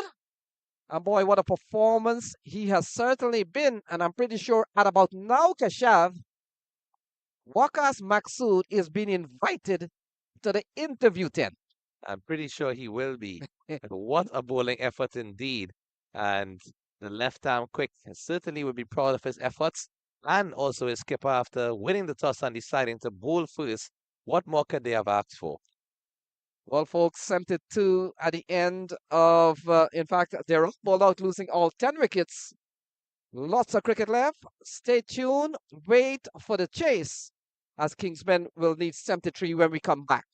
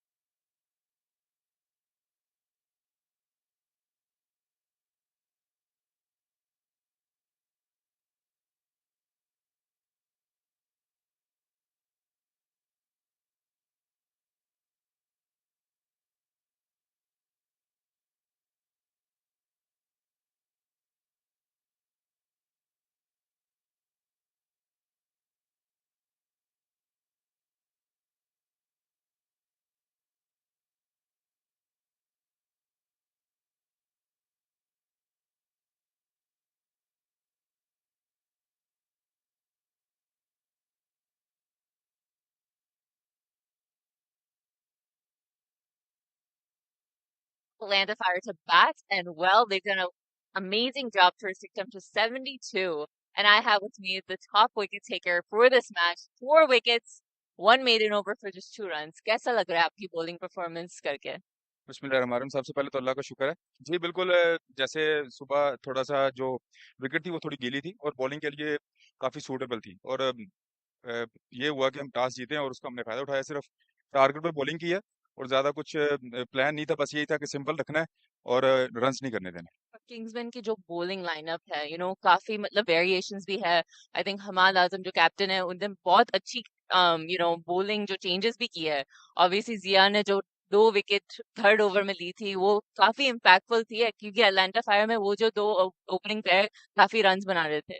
जी बिल्कुल ऐसा ही है। हमारी जो पूरी team है वो काफ़ी experience है। हमाद भाई जो कि एक्सपीरियंस कैप्टन भी है, और किंग्समैन और जो फ्रेंचाइज है और सारी जो प्लेयर है ना, वो उसमें एक अच्छी चीज़ ये है कि वो सारे कंबाइंड होकर खेलते हैं। और जब ये मैच स्टार्ट हो रहा था तो हमने एक ही बात की थी कि हमने बस ये मैच जीतना है और फोकस करना है और अपने अपना अपना 100% देना है। और रही बात जहाँ पे बॉलिंग साइड की, तो ज़िया जैसे मैं और इलियास, हम लोग पाकिस्तान में काफ़ी क्रिकेट इकट्ठे खेलते रहे हैं। तो एज ए बॉलिंग यूनिट, और अनु भाई Anwar Ali, as a bowling unit हमने यही डिसाइड किया था कि हमने ये मैच मतलब बॉलिंग साइड से जितवा के देना है आज। अभी दो डिपार्टमेंट्स हो चुके हैं, बॉलिंग और फील्डिंग भी काफी। अनवर अली ने दो इंपॉर्टेंट कैचेस भी लिए थे, काफी अच्छे कैचेस। अब बैटिंग की बारी है, 73 रन्स है और बैटिंग भी काफी, आपकी लाइनअप अच्छी है। जी बिल्कुल, अभी मैच फिनिश नहीं हुआ, जैसे बस फोकस इसी पे है कि बैट्समैन जैसे प्लान दिया सबने मिलके कि अभी जाएंगे अंदर और पूरा पूरा खेलेंगे और मैच फिनिश करेंगे, उसके बाद ही हम मैच जीतेंगे। डिफेंडिंग चैंपियंस हो आप, लगता है दूसरा final is on the cards. इंशाल्लाह अभी कुछ नहीं कह सकते, क्रिकेट है, लेकिन होपफुली कि इंशाल्लाह हम ये मैच स्कोर चेज करेंगे और जीतेंगे। चलो, all the best to you guys. Thank you very much. So Kingsman needs 73, back to the com box.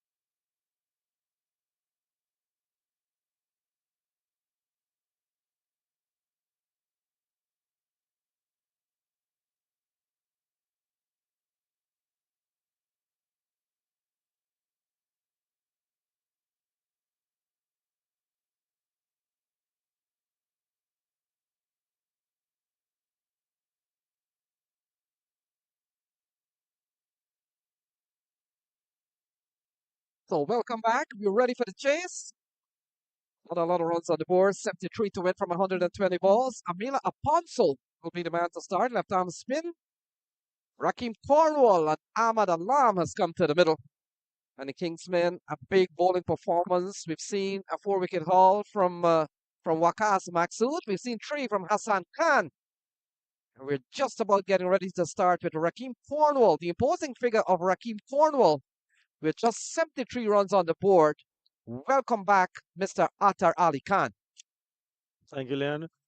And yeah, it's a tough call. It's been tough for Atlanta Fire in terms of what you just described a little while earlier. Thanks to that wonderful bowling display from those 2 bowlers that you mentioned. But yes, in search of early wickets, yeah, that's exactly what they need to do. Well, they've decided to give the ball to left arm spin. Amila Aponso, he's played at the international level. And he comes in here with a job not done really by the batters. And now they're asking the bowlers to work overtime. Here's the first ball. Cornwall cracks it through the offside. And it could be a boundary of the very first ball. Fielder does well to pull it back. And thankfully, it's only a single. Well, we know that he doesn't really enjoy running in between the wickets. He was expecting that ball to go all the way to the boundary. It stopped on its tracks and didn't roll over, so it's only a single. Started a little bit wide to Cornwall. Amila, you got to get it straight because we did see the spinners from Kingsmen getting a lot of purchase from this wicket. So ball defended into the offside. Ahmad Alam has been quite consistent in the number 1 and 2 position for the Kingsmen. Couple of 20s for him in this series, and you get the feeling, Mr. Khan, he's come on the backs of some strong bowling performance and that of the big man, Raheem Cornwall. Yeah, it's not a very big total to defend, so they can only hope that they can pick up early wickets. That's the only dent they would want to make early on because 72. Oh, so very difficult unless you pick up early wickets. So ball again defended into the offside, and you look at Amila Aponso, who has been part of the core group for this Atlanta Fire for some years. And you look across their lineup, Stephen Taylor and Amila Aponso has played a lot of cricket together. Corner Dry, another player. He's not in the 11. And this has been, well, a quiet over considering we've seen a single off the bat of Raheem Cornwall. It ends well, 1 off the first over. It's a good start. Very good start for Atlanta Fire. Amila Afonso just giving away a single. Yeah, I just feel that there'll be spin from both ends. We'll have to wait and see.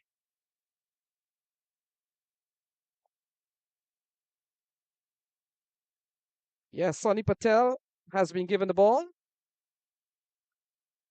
And Mr. Khan, there is Fani Simhadri, who's at the top of the table. Most wickets so far, nine in the tournament. He's part of the arsenal. But the ball has been thrown to right arm leg spinner Sonny Patel.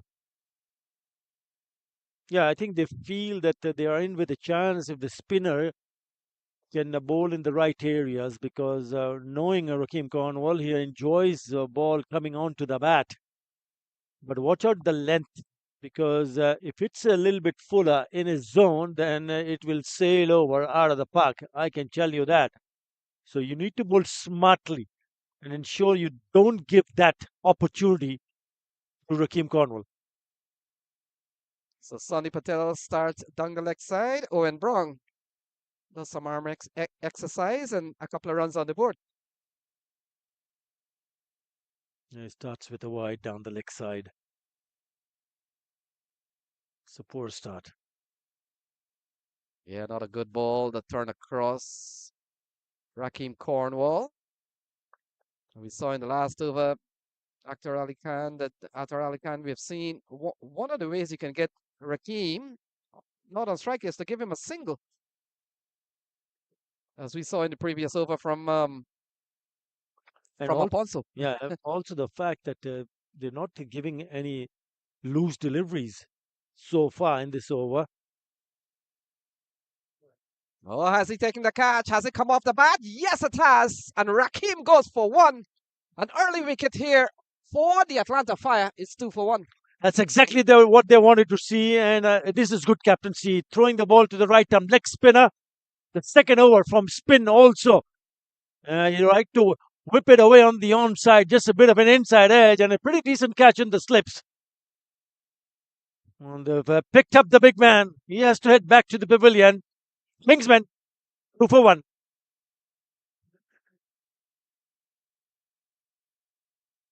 Yeah, we have seen a raucous applause and certainly shouts from the Atlanta camp to our left. And they have been quite noisy all day, but not too much to shout out for. As Milind Kumar comes to the middle, 2 for 1. It's a funny game, Leon. It's a funny game. A game of glorious uncertainties, but I'm not too sure about this total. 71. Kingsman should get this. But as I said earlier, it's a funny game. Couple of wickets here and there. You never know. You never know. And that's the belief that they need to have. Atlanta Fire. To get that fire still burning. To go and see whether they can pick up more wickets. The hunger needs to be there, and they need to fight. So Sonny Patel will tell the story. He's taking a lot of wickets, and he's taking the wicket of Rakeem Cornwall. Certainly, those are big wickets in the short format of the game. We've known the exploit of Rakeem Cornwall, but he's gone. Milind Kumar comes to the middle, and if ever there is a time for the Atlanta Fire, a tougher this is, to really claw themselves back into the game, it will be at this juncture with the likes of Milind Kumar and Ahmad Alam out in the middle. Look at that. Well bowled here from Sonny Patel. He started well. Yeah, when a team is chasing a low total and then they start to lose wickets, that's when the trouble starts.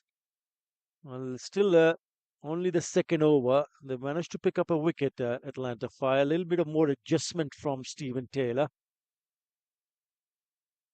Yeah, good delivery. Playing back is Milind Kumar and Mr. Khan. When you play back on those balls, you're plumb candidate for leg before, eh? If the ball doesn't turn and hit you in front, then you're in trouble. Trouble for sure. It's turning out to be a very good over. Well, what an over we've seen here from Sonny Patel. A single to Milind Kumar, but a tidy one. 2 gone. It's 3 for 1. Now, the fielders inside the circle will need to cut those singles off. He just, the previous delivery, he's picked up a single.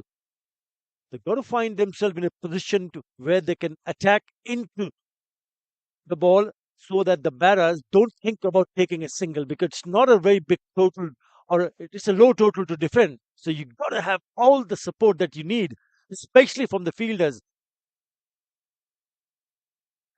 Yeah, we've seen a couple of spinners here. Amila Afonso, slow left arm orthodox, and we've seen right arm spin from Sonny Patel. And so far things have gone kind of well because Sonny Patel has picked up the big man, Rakeem Cornwall. Milind Kumar has played a good knock during the course of this series. Now searching for one outside the off stump. Good start here from Afonso. Yes, he only gave a single in his very first over. Looking pretty good, pretty decent here. Wow, couple of good balls here, beating the outside edge of Milind Kumar. That's exactly what you want the left arm spinner to do, to get the ball across the right hander, come forward and perhaps pick up the edge. Oh, 2-4. 2-4 this time. A lofted up ball. And it could trickle away, hits the ropes now, and that's gone away for 4. Yeah, when you see a surface which is giving a lot to the spinners, you got to get it right. You cannot allow the batter to come out of the front foot and then play a free-flowing drive through the covers. Yeah, a very good shot. But having said that, Amila has to ensure that he doesn't bowl that full to the batters.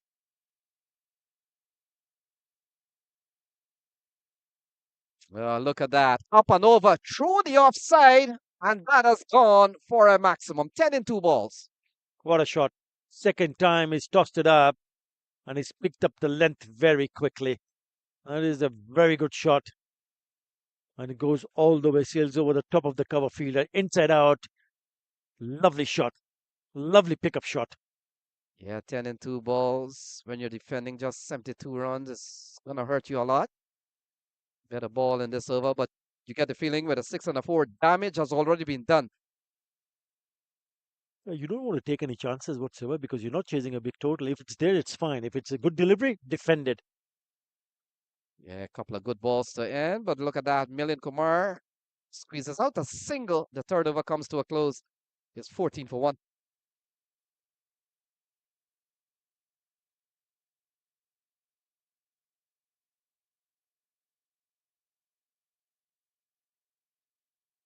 So they need 59 from 102 balls. If 102 balls is any relevance to the chase. And folks, lots of cricket left in the day. Clarion Eagles will come up next, and they'll take on the Knight Riders, the Knight Riders United. And so lots of cricket left. That game expected to be bowling off at 2:30. 59 to win. Milind Kumar on strike as Sonny Patel will continue in a day in which the batting has never showed up here for the Atlanta Fire. And we've seen some strong bowling performance, certainly led by Waqas Maksud, 15 for 1. Yeah, they were brilliant with the ball, weren't they? Absolutely spot on. You were mentioned about the Waqas. What about Hassan Khan? 3 for also. They did not put a foot wrong. I can tell you that. Yeah, Mr. Khan. And the irony is by the time Hassan Khan and Usman Qadir came in, we've already seen the fall of 5 wickets. So the brunt of the work was done by the earlier bowlers. Seamers. Yeah, it was the seamers who started picking up wickets, who started making an impact straight away because we all thought that spin, which did play a big part throughout the tournament, but a really good piece of captaincy from Hamad Azam to ensure that the pace bowler did their job by restricting the batter for not scoring runs, and also he's safe, and also picking up wickets. Yeah, good cricket. Again, straight to the fielder, but they managed to steal a single. And Mr. Khan, how important it is. You see Sonny Patel operating now. He's a right-arm leggy. We've seen Amila Aponso, left-arm spin. How important are these bowling type in T20 cricket? Very, very important, especially when you're getting that sort of a purchase from this surface. Yeah, we've seen so many left-arm spinner in this tournament. Ali Sheikh, Hassan Khan, another fellow, Umer Khan, it might have been. There's so many in this tournament, and they seem to be prospering in the shorter format of the game. Oh, good delivery, single, or perhaps a couple of runs there for Milind Kumar. Fielder does well to prevent more runs, but look at that. Good running from Milind Kumar and Ahmad Alam. It's 2 more runs there for the Kingsmen. Yeah, it's also going to be important how Stephen Taylor handled his bowlers. Remember, Fani Simhardi, 4 for none in 2.1 overs. That was the game against St. Lucia. Next innings, he picked up 4 for 9. So, I beg your pardon, 4 for 5. So, he's the one among the wickets. When do you use him? Ball pulled away into the onside. Running quickly is Milind Kumar. You're told to do that. Run your first run fast, and look at that. Come back for a couple of runs. Good running. Yep. Pressure being released. End of the over after 4. It's 19 for 1. 20, beg your pardon. So 20 for 1. We talked about the Kingsmen. If they get into the final, it will be the second year. We saw them in 2023. A couple of big names for them on that occasion. Sharshil Khan, who's not part of the lineup this year. And also we saw Martin Guptill at the top of the order. And so the boys are all ready perhaps for their second back-to-back appearance on the big stage. And from the look of things here, Mr. Khan, 20 for 1, then 853 with 9 wickets in hand. It could be the Kingsmen we're seeing tomorrow on the big stage. Well, as far as I'm concerned, at this stage of the game, it's Kingsmen all the way. No question about that. But as I said earlier, it's a funny game. The only way they can claw back into this game, Atlanta Fire, is by taking wickets. Yeah, we talked about the Atlanta Fire. They was the best ranked team when play ended on Thursday afternoon. Got a bye into the semi-finals. Simhadri has been given the ball. Yeah, I was talking about him in the previous over. You got to give it to the one who has been among the wickets, and that's a good call from Stephen Taylor. Safani Simhadri, we talked about, top of the table with 9 wickets so far, runs into ball to Ahmad Alam. And he starts well with a ball angling probably middle and off, and it goes through to a short third man position, and there's no run. Mr. Khan, when you look at Fani Simhadri, he's a short fellow. Does that impact his art? I don't think it's just a matter of just getting used to it. Yeah, lofted into the offside, eluding Stephen Taylor, the captain. And he's been outstanding with the ball. Don't forget the fact that he's picked up quite a few wickets. He's been very, very economical, and he's handled himself very nicely. And now the question arises: will he be able to repeat what he did in last couple of matches with the ball? Because he wants to pick up wickets, and he needs to show some magic here for Atlanta Fire. Yeah, I recall a couple of years ago in the minor league series, Mr. Khan, Fani Simhadri won the best bowler award. Oh, what a ripper. Goes through to the keeper. Good bowling. Where's the slip? Where's the slip in place? You're defending 70 odd here. You're looking to pick up wickets. If it finds the edge, there's no one in the slip score. And that one, look at that move away from the right hander. What a delivery. Get a slip in place. And I talked about, yeah, there we go. They're listening to you because we are on loud under the tent. Well, not really a slip, but yeah, maybe. Very good at Tarkan. Look at that into the offside. He bowls with a bias. He bowls with an offside bias. It's good because you need to play smart cricket. What are you trying to show to your opposition when you go to defend a low total? Well, I'm still fighting. I'm not going to let you get away with easily. So that's the reason why you won't have to have a fielder's in the right place, and he's moving the ball away from the right hander. That's the reason why the slip fielder is a little bit wide. He's at second slip. Yeah, look at that. Beating the outside edge again, and it goes through to the keeper. And I talked about Fani Simhadri winning the top bowling award. I would want to think, Mr. Khan, that award that year was presented by Toyota. I wonder if he got a car, or if it's the other year in which it was presented by Sonoco, maybe a full year of gas. Couple of good deliveries to end and over. That only costed them one. 5 gone. It's 21 for 1. Brilliant start to his first over. Very good. They're asking question in that over.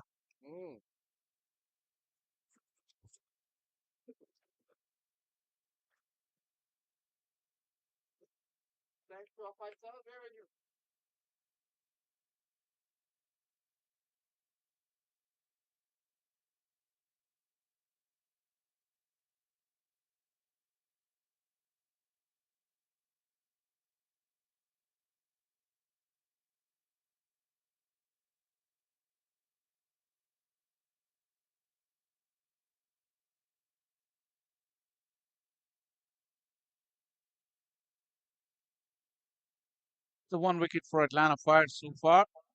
They'll be hoping for more. There's a little misunderstanding at the North striker end. Sunny Patel into his third over. But now with the sun, although it's not very warm today, even in the sun, you'd have to say, wicket was bound to get better. The chance of stumping, or there's an appeal for stumping, but I don't think that back foot moved at all. Ahmad Alam, he's had a quiet tournament. But someone who hasn't had a quiet tournament is alongside me, Keshav Bahadur Singh. Good afternoon, Keshav. Good afternoon to you, Shah. Definitely a pleasure to be in your company as well. We've seen a bit of a fight back here from the Atlanta Fire. Some tight bowling from Patel. Oh, how unlucky is that? When things are not going for you, they're not going, and that ricochet off his thigh pad just rolled back onto the stumps. But Atlanta Fire won't be complaining. They need wickets in a heap, and now they've got two. Just as you mentioned that they were definitely mounting a fight back, you can see the Atlanta Fire and hear the lovely celebrations from around the ground of their supporters. Another wicket goes down for the Kingsmen and a very important breakthrough at that. Unconventional, to say the least. However, it's unlucky for the batting team, but the bowling team will certainly take that momentum going forward and try to get some more quick wickets in this part of the innings.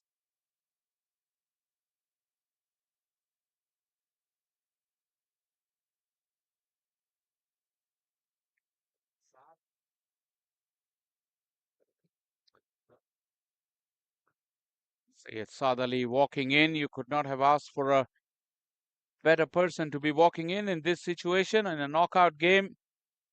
Very, very composed, cool and calm, and also technically very, very well equipped to deal any kind of threat that this wicket and Atlanta Fire bowling may have, especially when the required run rate is not very daunting. Saad Ali is the right man for the situation. That also means that if Atlanta Fire can get him out, they will really feel like they have a way back into this game. Slip in place for Sunny Patel now, who's got 2 wickets. Imposing figure of Stephen Taylor in the first slip. That rushes with the arm. Nothing short really from Saad. A very nervous prod. Lucky. Just look at his action. Very tricky for the batsman to deal with. Subtle variations on display. Nicely onto the front foot. Saad made the mistake of going onto the back foot of a fuller delivery, the first one, but this time he's knocked it into the gap to get a run. He's off the mark.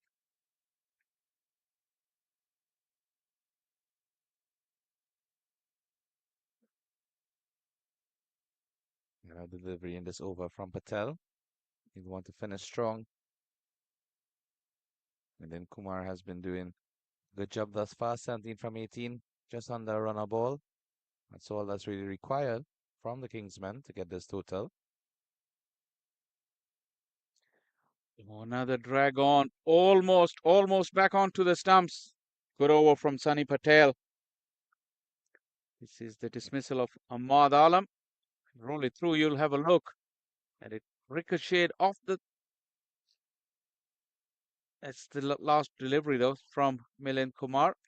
It just goes to show how similar the two deliveries. One letter dismissal, where the ball just trickled onto the stumps after the inside edge. On this occasion, narrowly missing it. How close that ball bounced to the stumps. Wow, he's lucky to be still there. And notably, it was the quicker delivery as well from Patel. On both occasions, same action, no real difference for the batsman to notice what he was going to do. And just getting that ball to seam through and surprise the batsman, cramping him for any sort of room. What Atlanta Fire needs to do to bowl through their best bowlers, because this chase is not going to go to the 20 overs, so there's no point planning or preserving the overs. Ansh Patel is another spinner in their ranks. Wrist spinner can turn the ball both ways. And Fani Samadri has to bowl. At this stage of the innings. Oh, that slight fumble. Slight fumble will allow for that extra run. Atlanta Fire cannot afford to do that. It's now actually going to say that they have to keep the pressure on. If they want to get a result out of this game, the Atlanta Fire cannot let loose any grip they have at the moment. All of the fielders, the bowlers have to be in tandem with each other. And notably, at the end of the power play in their innings, Atlanta Fire, they were 33 for the loss of 4 wickets. So Kingsmen at this stage, less runs on the board, but also less wickets. And also chasing a small target, they can measure their innings more comfortably.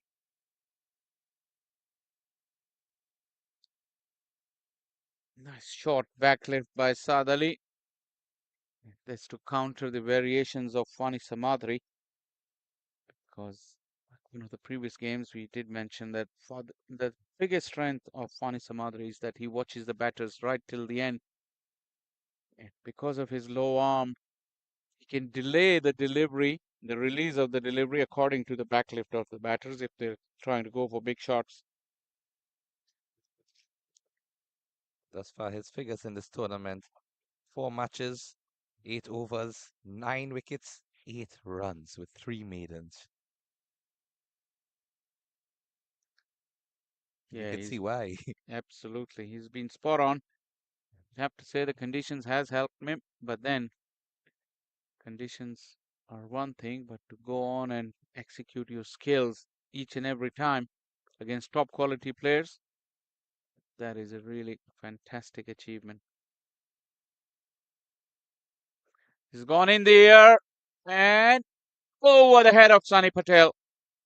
For a moment, he felt he was in the game, but it was well struck, well enough to clear him. I think this is the first 6 that has been struck off of the bowling of Simhadri since he has started his spell from the first match in this tournament. A bit too full on that occasion and just waited on the delivery, that extra second. Feed that long off. Thought he might have had a chance for a second, but fortunately over his head.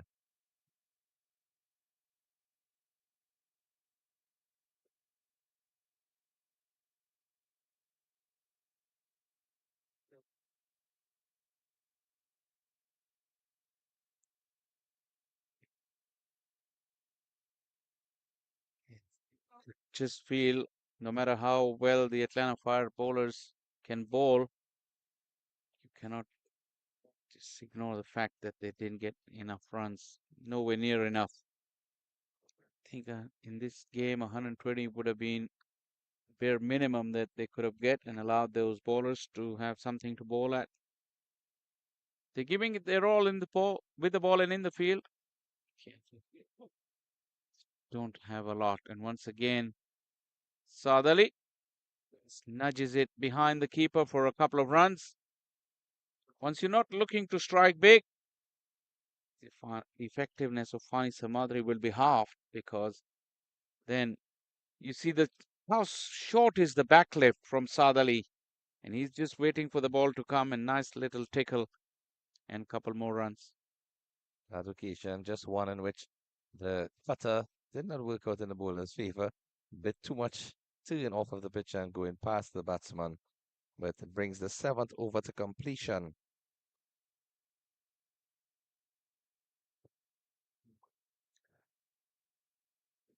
Beautiful day here in Rydal, Paramveer Sports Complex. Got a great game coming in the afternoon semi-final. That'll be Clarion Eagles between Knight Riders United. Plenty of big names on show in that one as well. Now that the wicket has dried up a little, it'll probably offer a fairer contest as opposed to this one where toss really played a huge role, and Atlanta Fire's application and execution was also very questionable in the first half of this match. They've taken 2 wickets, but they need plenty more. Ansh Patel into the bowling crease. Big shout. And the finger has belatedly gone up. Milind Kumar cannot believe it. But left arm wrist spin, Ansh Patel has really made an immediate impact. Strikes with his first delivery, does Ansh Patel. Left arm wrist spinner and bang on target. Nice flight and loop of the delivery. Seems to have pitched in line. Just a question of whether the amount of turn might have been carrying it past the leg stump, but you could see the umpire was nodding his head even before he belatedly raised the finger. And Milind Kumar just stood for a second wondering what took place, but third wicket falls 34 for 3 and 7.1.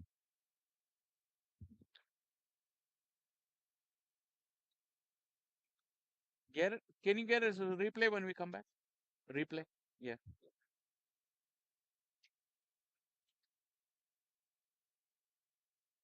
Ramiz Raja Jr. is the new man. Milind Kumar was dismissed. The very first delivery from Ansh Patel. And Keshav did raise a question about the turn, but it was very full, and there wasn't much long for the ball to go. I think an excellent decision there from the umpire. He was convinced. He shook his head. The nod was there, and then the finger was raised as well. Have a look at the line. The impact is pretty much in line, no doubt about that. Hint of turn, not a big turn that we've seen. And this is where you see umpire took his time. Great piece of umpiring. Excellent decision.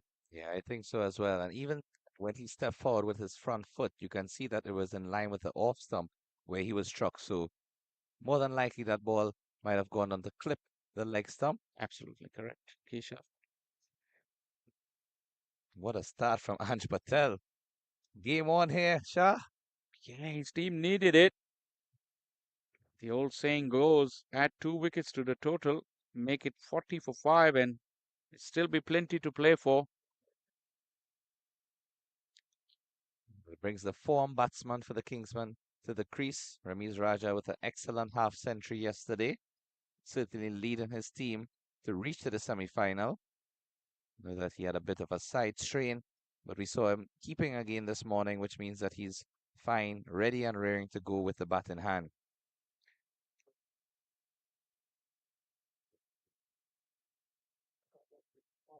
Chance there. Oh, yes. What has happened there? Huge mix-up, breakdown of communication. And is that man Saad Ali? He has been run out. This is a certain testament to the effect of pressure. Batsman having some miscommunication in the wicket, looking for a quick single. He was sent back and a good throw to the bowler Anj Patel. Collected it low and broke the stumps with both hands. 2 wickets down, and the Atlanta Fire spectators, they're really on fire. And look at that. Easy decision on that occasion. And this hospitality tent has come to life after that dismissal. You can see the new lease of energy they found, because after scoring only 72, they were really quiet, but now they've found their noise. Yeah, well, initially at the start of the innings, you were hearing them cheering and shouting. And look at the supporters there as well on another side of the ground. Lots of spectators in for this semi-final day at the Atlanta Open T20 2024 edition. The thing is with Kingsman X, though, they just keep coming at you. It's Hamad Azam, the new man in. They've also got the inform Hassan Khan, Anwar Ali, Muhammad Ilyas, Usman Qadir. They can all bat. So Atlanta Fire cannot relent here. 2 wickets in the over. 1 for Ansh and 1 a run out. Leading edge, but there's no one close in on the onside for Ramiz Raja Jr. 2 batters were on not. Ramiz now is off the mark. And Hamad Azam will now get a chance to take strike against Ansh Patel. Well, Hamad Azam, as you mentioned, the skipper coming to the crease. Unfortunately, didn't have much batting time previously in the tournament. Only batted in 2 innings, one of which he came not out, and just 6 runs, scored off 5 deliveries. So you just wonder if that lack of match experience might be a factor here, as he has not batted on these surfaces often enough to get fully accustomed and acclimatized. He's coming off of a very good minor league championship as well. Scored a winning half century, I think, in the final. And yeah, he's very capable, but you're right, the conditions here are completely different. This year it has been tough for the batters.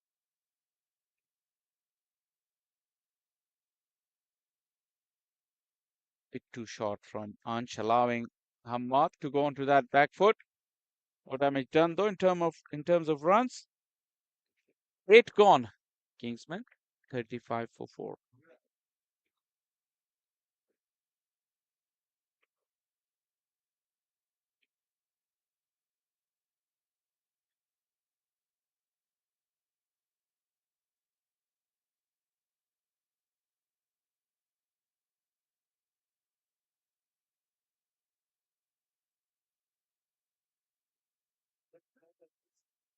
Atlanta Fire supporters, they're really upbeat now. Beautiful day to enjoy cricket here in Rydal, Paramveer Sports Complex, and this contest with a fall of a few wickets has all of a sudden become very exciting. I'm sure people watching this broadcast, they're enjoying it as well, as much as the spectators at the ground. At the end of 8 overs, just in comparison, Atlanta Fire was in fact 34 for the loss of 5. Kingsmen are 35 for the loss of 4. Look at how close those margins are. Wow. Fani Samadri pitching outside the leg. He's not going to get a leg before on that, although it turned a long, long way. Ramiz Raja, you cannot play those. It's very difficult. Simhadri using all of his cutters and smartly pitching that one just around the line of the leg stump, knowing the amount of turn that he has on offer. You can see the batsman just indicating to the umpire possible concern that he has. Yeah, you have to see the replay again. What happened? Ahmad was complaining about something. Was Fani Samadri running through the middle, or umpire was asking Ahmad to stay off? Yeah, nothing really happened for me to have picked out. Did you anything, Kisha? I didn't really see anything noticeable. I'm not too sure if he was just pointing to the spots on the pitch where he might have just been walking back on with his spikes, but after the delivery, he did go off the pitch with his follow through.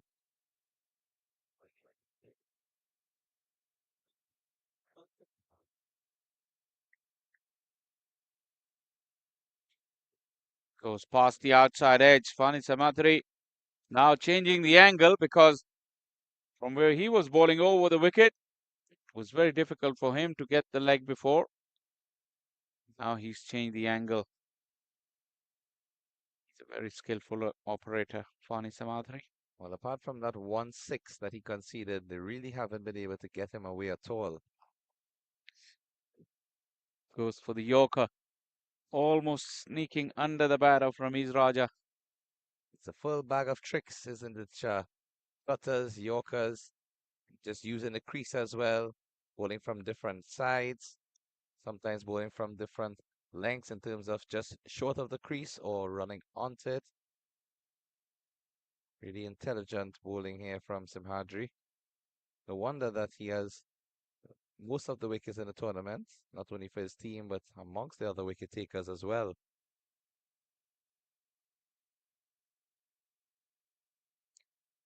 Goes for the lap. Ahmad Azam. Not much pace on offer from Fani Samadri. Just a single.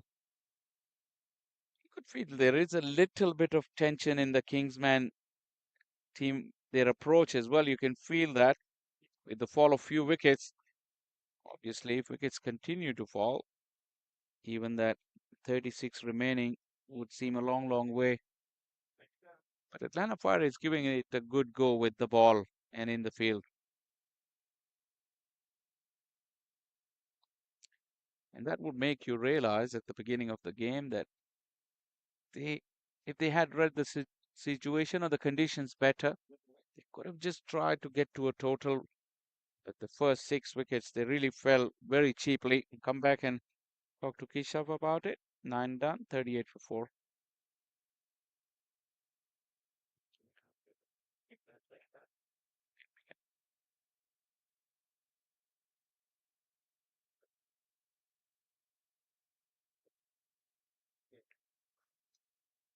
Ahmad Azam, very passionate cricketer and captain. Just wants to ensure to be responsible enough to carry his team home. We can see some of the members from the players that will be taking part in the second semi-final already arriving at the ground.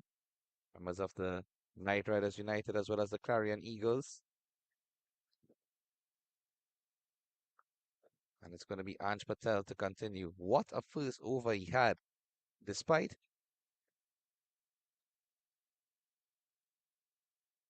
I was just going to say, despite the fact that he's coming on as a left-arm spinner in a low-scoring game, where if you slightly over-pitch or miss your line, the batsman will take you to the boundary.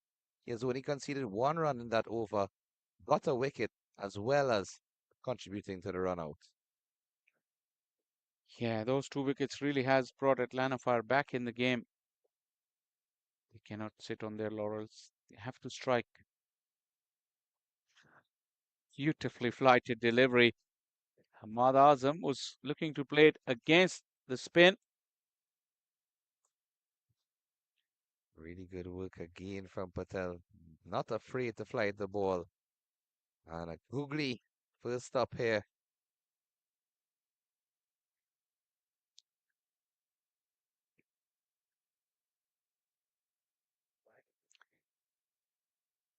Bit shorter on that occasion, but line bang on target. Line is important because that's the length where if you're offline, batters can work you for runs.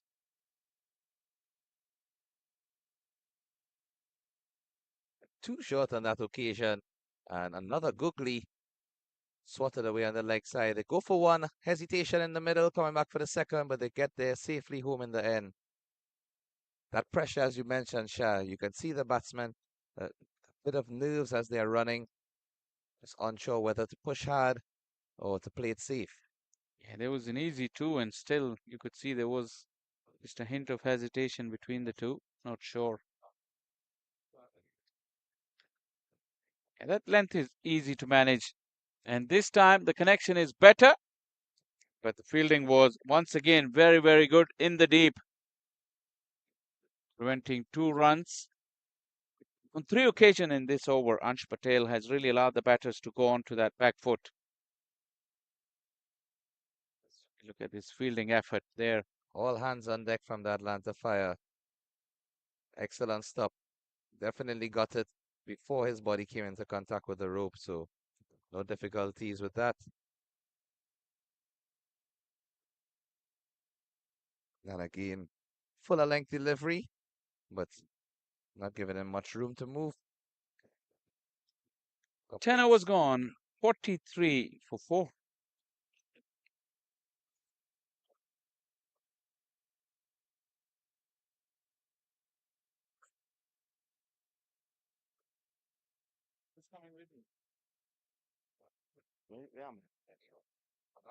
No, Amit, 1 minute.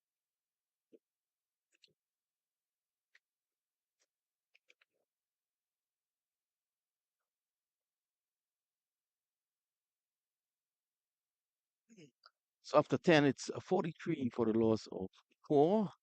Just 30 to get. And if Shah Faisal could just shift around, we might see the cricket. 43 for the loss of 4. And let me see. Very good afternoon to Amit Patel. Amit, Very good afternoon. Thanks for having me here, Vinod. 30 to get. Forget the overs. Exactly. To win this, they'll have to bowl out the Kingsmen. I think it could go down close. I think both of these players playing at the moment, they're key wickets for Kingsmen. So I believe if these guys can hold them out, then it could be a game on for sure. But currently, I think I strongly believe Kingsmen are on their way for the finals from here. Well, if they could get rid of Ramiz Raja Jr., was in tremendous form yesterday. Scored a half century of just 28 deliveries, including 4 sixes. They need to get rid of him. Oh, Yeah, that's a good delivery. Well, we have noticed here, Amit, you would have played a lot of cricket on this track. The ball is turning square. for sure. Especially the morning games, we know, lot of moisture in the wicket, so the balls, hold off quite a bit, even for the medium pacers, as you saw. They all trying to bowl cutters, and that's how actually the Fires lost a lot of their wickets. As you can see here, again, the ball turning, keeping a bit low as well. Raja, you can see him unhappy there. That was a short delivery, and he probably thought he didn't get enough of it.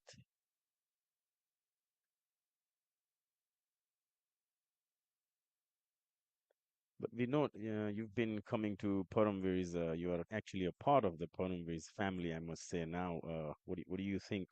You've seen this complex coming, you know, so far out now.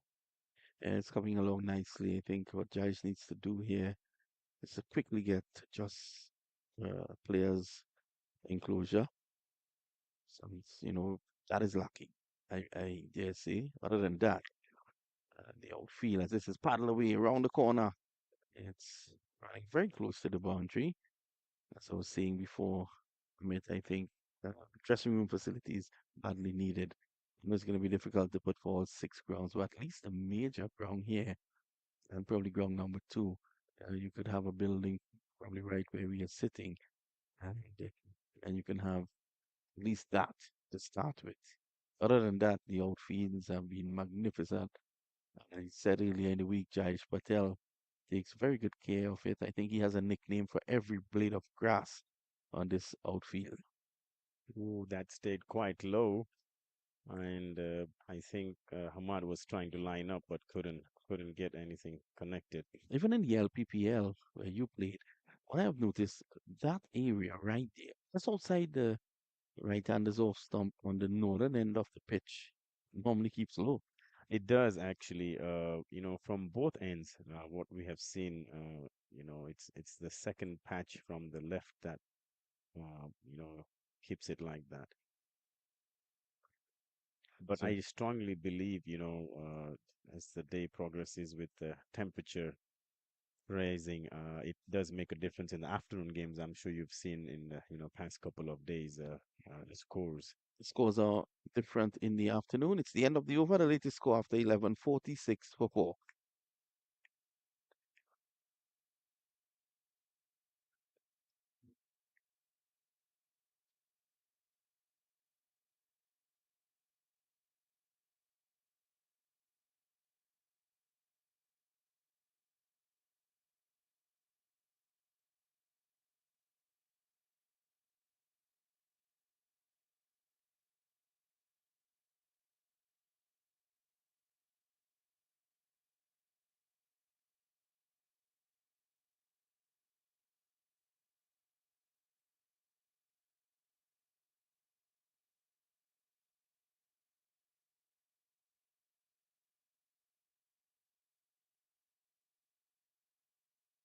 Direct hit, are we live?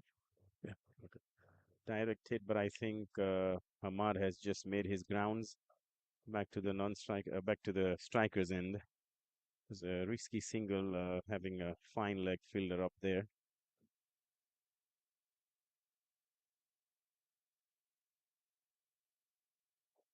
But yeah, we note going back to the facilities, I believe Jayesh has a long vision, but obviously it takes a lot of money here, and which you've seen he's already put in. But the dressing room facilities, especially the restrooms, you'll probably see it coming up pretty soon. The beginning of the next year, I believe he'll start some construction around here. Yeah, definitely. He's worked very, very hard indeed.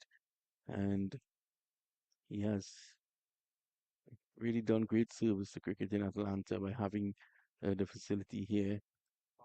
This is one of the premier tournaments that you would see here, the Atlanta Open. Pictures beaming all across the world. On that note, I want to say very good morning to all our Caribbean viewers who are looking at this Up on in the floor. air, but I don't see it's straight to the long on fielder, Mark Parchman holding off. There goes the fifth down, Hamad Azam. Mm, Definitely a shot that was not called for. As I said, the required run rate is nothing. No need for shots like this. You're chasing 3 runs and over. I think this is where it will test their skills on a very low score like that, where how do you just play on the merit of the ball and you kind of just have to tug it around. Just watch for those special balls that, spins hard. But other than that, I think if they don't need to play anything in the air like that. Yeah, definitely. I mean, look at it. The required rate is 2.7. You can bat properly like Ahmed Patel. No, for sure, a lot to learn. To be quite honest, I'm in my 40s, but I really, really wish we had this kind of a facilities 20 years ago when Jayesh himself was actively playing cricket. as well as I was up and coming young, and we played on concrete wickets just for the hobby and for the fun every Sunday. But this is now it's time. Every time we come on the field, we actually look for the conditions where we never accustomed to looking at the condition. You just come and look at playing 11 on each side, and you just strategize your team the game accordingly. But Yeah. now obviously the cricket, this is real cricket where everything is dictated by the turf you are playing on, so a lot to learn. What we see on the TV is not what we actually can make out on actual field here. Yeah, but the important thing is that cricket is now being played on turf pitches here in America, and that's so very important. This is down the leg side, and the signal wide by the umpire, and it puts into perspective um, the need to not play shots that was played like in the last over, because if even if you present yourself at the crease, you'll get a wide or two when you're chasing 2.7. Edged and gone! Straight to Brilliant point fielders. delivery That's the outside the off stump, and he was pushing at it. He has to go. 6 down. Now, I strongly believe they are back in the game, falling off this sixth wicket now. I think the fire are all over the Kingsmen army at the moment, and this is definitely game on from here on. What do you think, Vinod? Yeah, definitely. 6 down.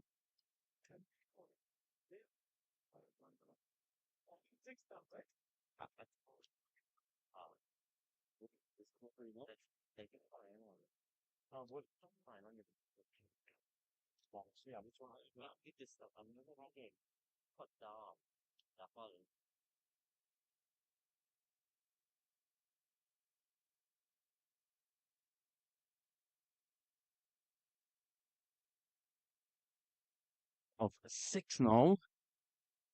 Good fire. Take this one. They have a lot of support, as you can see there.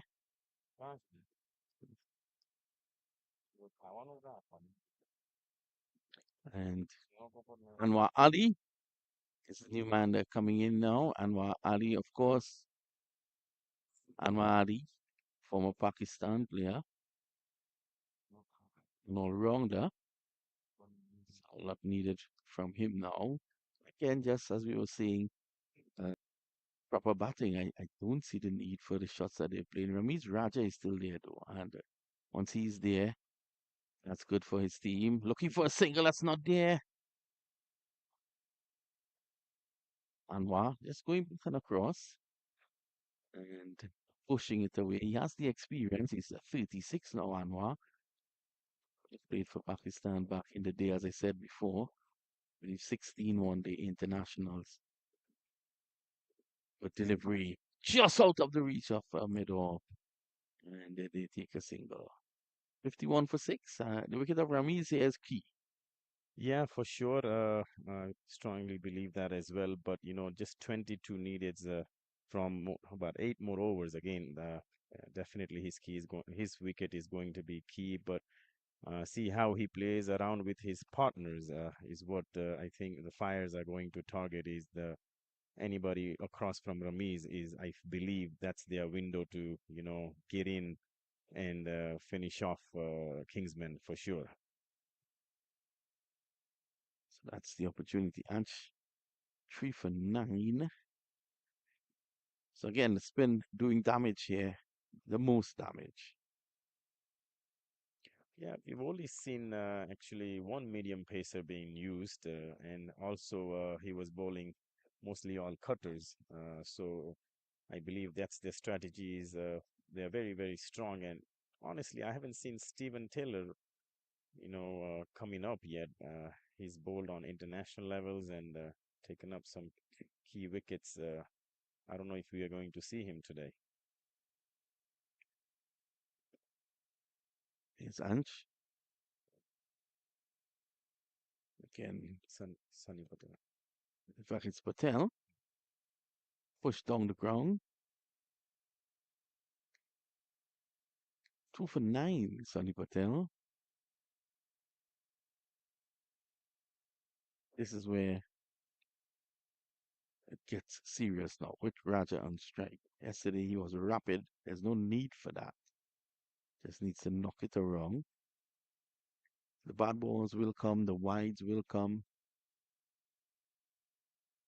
Always an inadequate score, 73.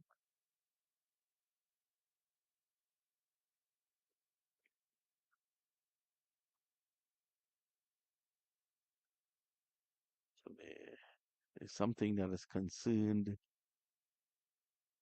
Raja, I believe. Something probably blew into his eyes.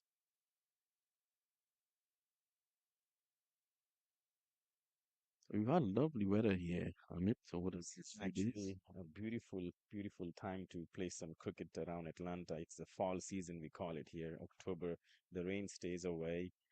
At the same time, the temperature is just absolutely gorgeous. Temperatures in mid 70 Fahrenheit. So, you can play some long format crickets like this here. This is pushed away down the backward point. So, yeah, the LPPL was played on a tremendous heat just about 2 weeks ago. Yes, that's in September, and we do get some heat waves around that time. But after September, it does definitely, get a little bit milder and cooler. Dangerous option by Raja there, just beating the outside edge. The wicket of Raja here could turn this thing totally upside it down. Look at this. Too close to play the shot there, Amit. Exactly. I think he just needs to show full face off his bat and just, tap the balls around. Which is what he did there. That one went the other way.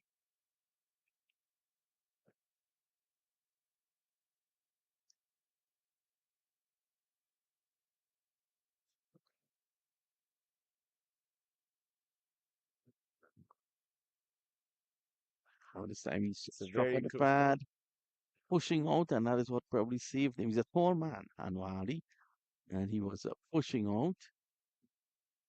A wrong one from Patel, and he's surprised that he was turned down with that call, but I believe it was going towards the leg side. Still very, very close here. Looks like it. Yep. He had pushed forward, and the ball was already heading down the leg side. Now there was quite a distance. Because he was pushing so far forward, there's still quite a distance to go to the stump. So that would have played on the mind of the umpire, probably thinking with that distance to go, it'll definitely miss a leg stump. So proper batting, test match batting needed now. Probably need the likes of Lenny Archibald to be batting out there now. I've seen you. I've noticed you over the last 2 years play your cricket. You're technically pretty good at it. Yeah, I've always, enjoyed playing cricket.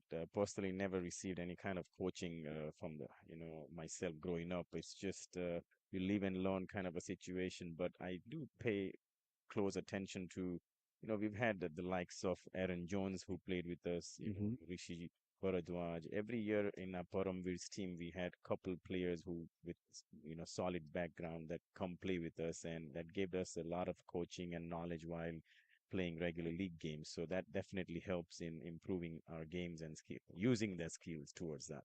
Driving again, the player down there picking up that late, only a single. And were you part of that Paramveer's team that won the US Open? I was a part of the management team, so definitely was very, proud of that win. Likes of Chris Gale, services of Johnson Charles, and many others from across the Caribbean were there. And it was during the COVID, so only I think 8 teams participate, but they were pretty solid 8 teams, very competitive. Flatter, faster.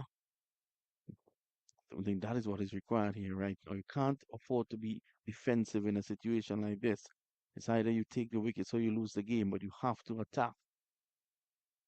I believe yes, attack is the game from from the Fire guys. They would probably want the Kingsmen batsmen to make some mistakes playing cross or trying to hit up in the air. I believe that's their game plan. Looks like it here. Ansh Patel in his final over, last four more deliveries, and I believe their strategy is trying to see if we can get at least one of these guys out. Ansh Patel has been the person I would say that got them back in the games with those 2 wicket over and trying to make the best of his final four left. The Kingsmen defeating Kingsmen X yesterday. Oh, it's a good delivery and well played. On tracks like this that are turning so much, you play as late as possible. And there was Anwar Ali playing that very late, able to get it down to third man, not committing too early. Yeah, soft, late and soft hands. You can't play too hard to not rush into those shots where, the ball will pop in the air. But yeah, this is the game they're playing pretty maturely, and I believe 16 needed. And I think this pair looks like mindset to carry across the line here. You never know, a breakthrough here. Bring fire right back in. It's just paddled around the corner. Good bit of fielding, cuts it to just one.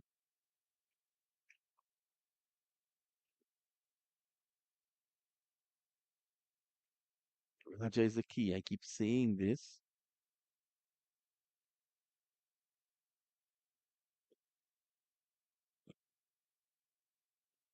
Swift top edge towards very fine, and I think it's gonna go towards the boundary, and that's a well played shot, I would say, given the conditions. Not much risk involved, and scores a boundary, and that takes the score under some 11 runs needed now. So I believe they are definitely looking at the finish line here. This pair. 62 for 6. Anch has done his job. As I said before, there has been that target of 73 is always going to be inadequate. The bowlers have really done their part here. Yes, I do believe if Fire, if they could have crossed that 100-run mark, this wicket would have been definitely very, very tough to cross that 100-run mark chasing with the bowling that we have seen from Atlanta Fire. But Atlanta Fire being the home team, it's definitely going to upset a lot of home crowd around here where they have come with very, very high expectations this morning after watching their team play last few days. They really was expecting them to go to the finals into Sunday tomorrow, but hard luck. I think the better team definitely will win today, but it's still not over yet. 10 to go. I think the toss had a lot to do with it as well. Of course, the start of the game delayed by an hour because of a wet pitch. And even on days where games started on time, the pitch was still wet. Can't understand why it's not covered overnight. You come here on mornings and it's really, really wet, and it's always going to be tacky on that opening 4 or 5 overs. Power play, you really can't take advantage of it.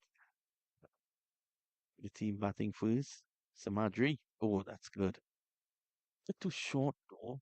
And again, Anwali using his experience to play late. Yes, the condition in the morning is difficult here with the pitches being watered and at the same time also get some dew in the morning. Um, and holding the moisture until probably I would say 1 p.m. seems like an ideal time to get the games going that could benefit both the teams actually. Yeah, I think the afternoon game is a bit more even, if I may say so. The track gets a little baking. How has the other two fields played in past few days, compared to this first one? The funny thing is that the other two fields, I think the pitches are quicker. And the scores there, well, field number 3, it's difficult to judge field number 3 with this and field number 2 because I think that field number 3 is very small. The boundaries there, a miss hit could go for 6. But field number 2, the scores are pretty good. Yeah, the field's boundaries being smaller definitely advantages the the batsmen on those two fields. But The chance for run out, and yes, it's going to happen. now, is that too late? We know. Well, not the Fire supporters don't think so. You never know. This is a funny old game, cricket. Look at this. Pushing. It was his call. It was Anwar Ali's call. And he thought that there was a single on. Raja, with his back turned to the action, I think you really can't blame Anwar Ali. There was always going to be a single in that because the fielder had to stretch, had to dive. And that split second could have actually taken you home. Look at this. Back and immediately set off. I believe it was also very well fielded by Stephen because it was definitely going past him, but the way he covered his grounds and collected the ball, that was the key here. So that a lot of game awareness, definitely from the experienced Stephen Taylor here. 7 down now. The new men walking in will be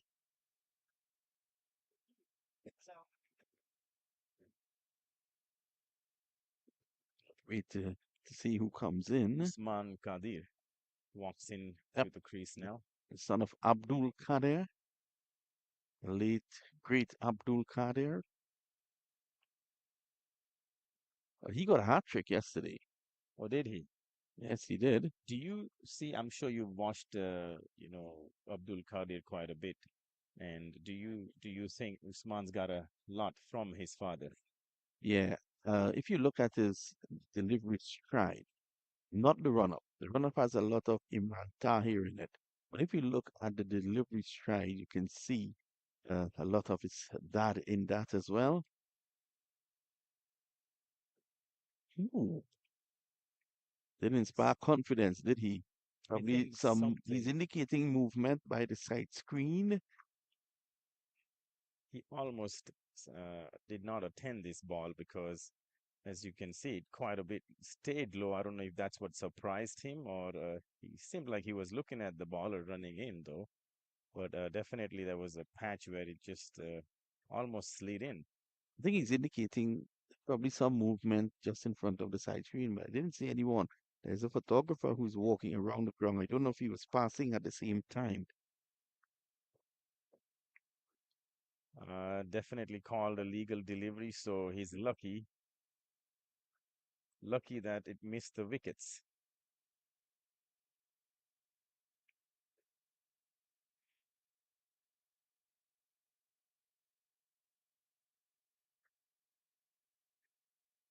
I knew Stephen was not too far away, and he brings himself to the bowling at a much needed time. And let's see what he can do for the Fire. Well, Amit, one West Indian leaves and another comes in. This one is a South American, though. He's from Guyana. And of course, the great Lenny himself. Well, Vinod, thank you for accompanying me. Appreciate that. So Stephen Taylor with perhaps one last throw of the dice. 8 needed. Oh, top edge into the onside, running up towards the fine leg boundary. And they go for 1. Yeah, that was definitely mishit. Almost got to the short fine leg, just cleared him. But definitely last shot for Fire with 7 needed now, and Stephen himself going to try all best for each deliveries that he's got to see what he can bring. Yeah, he comes in at a time in which the batting really failed them, the Atlanta Fire, but what a game we have seen. Usman Kadir on strike. Stephen Taylor into the offside, can't score. And one of the reasons I think Stephen Taylor has been given the ball because of the left-hander. Yes, I definitely see that. But what I see is, and noticing is he's bowling a little bit quicker. I think this may be the time where if he slows it down, oh, almost there. I still believe if he slows down a little bit, the wicket should help him. Yeah, we've seen because they haven't put enough runs on the board, Amit. The bowlers have to work overtime. We've seen a good bowling spell from Ansh Patel, 3 for 18, 2 for 11 from Sunny Patel. But it all comes down to 7 to win. And look at that, swept away. That's a lovely looking shot. off the bat of Usman Kadir, and he picks up a couple of runs, bring Kingsmen closer to another championship appearance.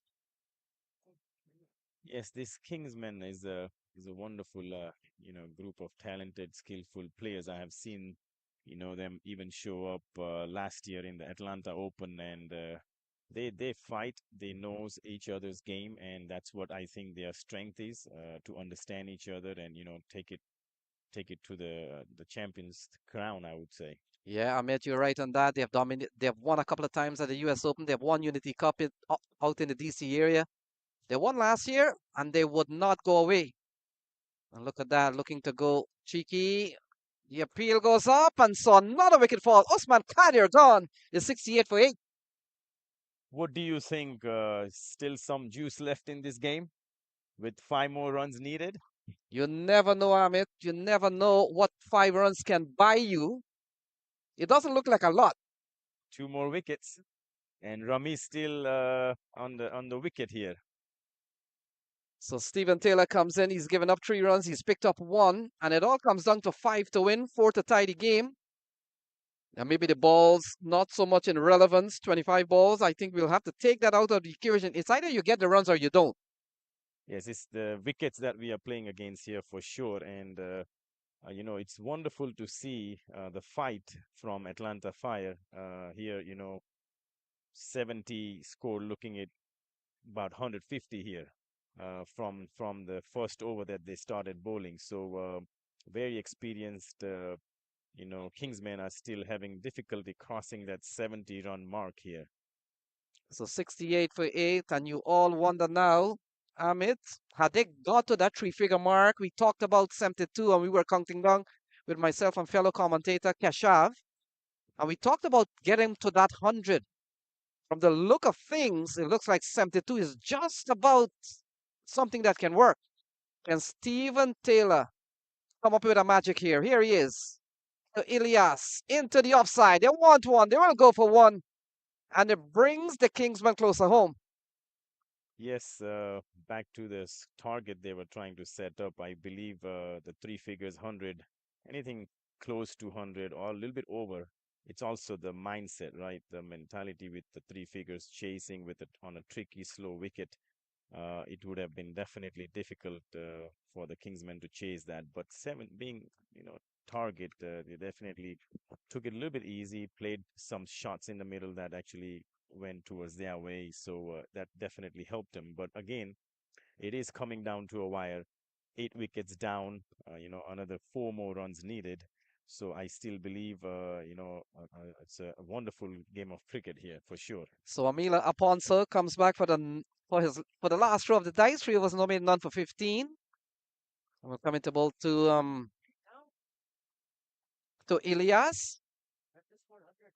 And it's 4 runs to win to go into the final. Next semi-final coming up, Clarion Eagles will take on the Knight Riders. But we've got a game in our hands. Can Amila Aponso pick for wicket here, Amit? I believe this is the over. This is the over. Either they chase it down 4 runs in this over, or he picks up 2 wickets. That is what I see. This is going to be the key over. So a conversation here between the bowler. They always are part of conversations because it comes down to the bowling. And of course, the captain, Stephen Taylor, they all walk back to their respective mark. And it comes down to Amila Aponso. There is a reason what I want to think that Stephen Taylor has thrown the ball to Aponso. Can he create that magic that is needed? They need a miracle here. And Amila Aponso will have to bring up with that miracle. Couple of slips in place. I like to see that from Stephen Taylor. And it comes down to the man on strike, Mohamed Ilias. Oh, he comes forward. Once a single, it's not there. And a good start from Aponso. I definitely believe Aponso has that special miracle balls in him. So I definitely see something special happening here. So the finger spinner. Oh, my goodness! Has he taken the catch? Has the ball come off the equipment? Not says the umpire. Yeah, it had everybody excited, but it definitely did not hit the right part. The catch was taken cleanly, but I believe it just missed those gloves and forearms. Oh, there is a big appeal. So Mohammed Ilyas falls and is 69 for 9. What are we seeing here with the Paramveers? Doors are wide open. I did mention Amila has that special deliveries, the miracle deliveries, and just see how he brings the batsman in to play across and just takes the edge out from him. It's brilliantly bowled where he had to play that ball, and very well placed slips by Stephen Taylor right there. The 11th man walking in now, and this is the game again. As I mentioned, three more deliveries to go, and we are seeing something special here for sure. And Amit, I'm pretty sure if this was a 100,000 crowd stadium, many of the Atlanta Fire would have headed for the exit on their highway heading home, but they'll have to come back. Yes, for Game sure. on here, 69 for 9, 4 to win, and Ramiz Raja has been kept out of the equation. He's at 22 yards away. Definitely, I think that was their target ever since the drop of the sixth over, to keep him off the strike as much as possible.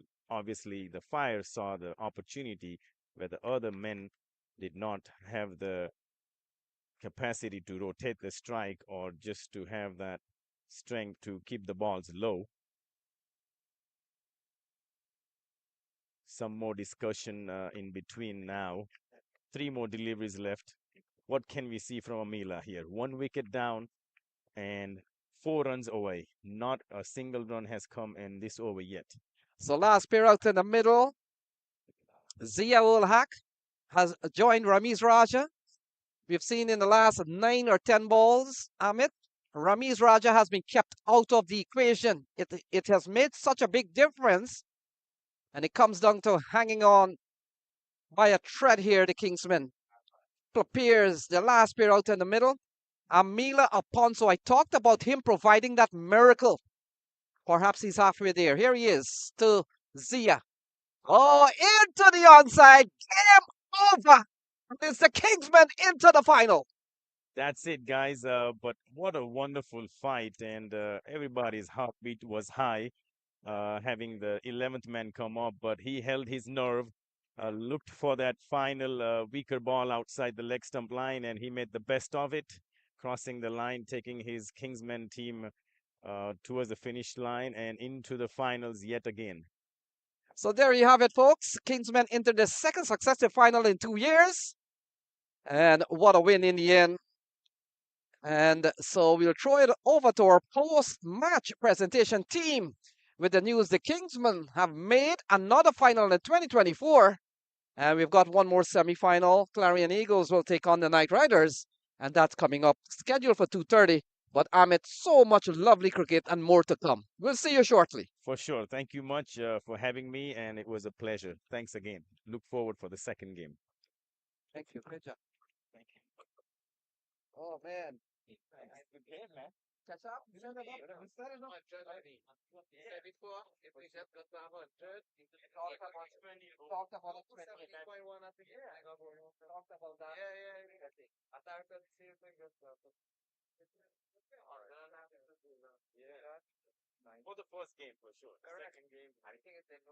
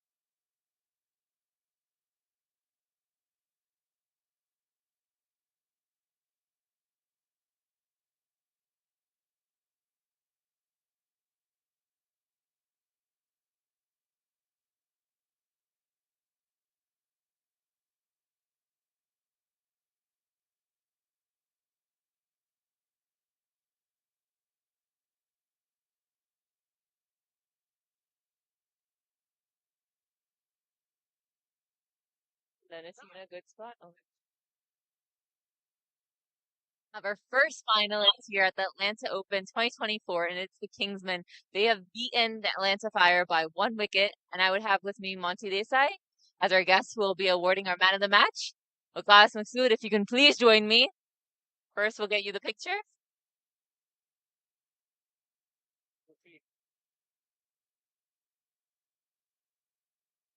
Waqas Masood, who's taken 4 wickets, giving away just 2 runs and a maiden over as well. आपकी bowling performance में तो आप mid innings में भी बात की थी, लेकिन हाँ बैट्समैन ने आज थोड़ा सा प्रेशर ले दिया था लास्ट विकेट तक.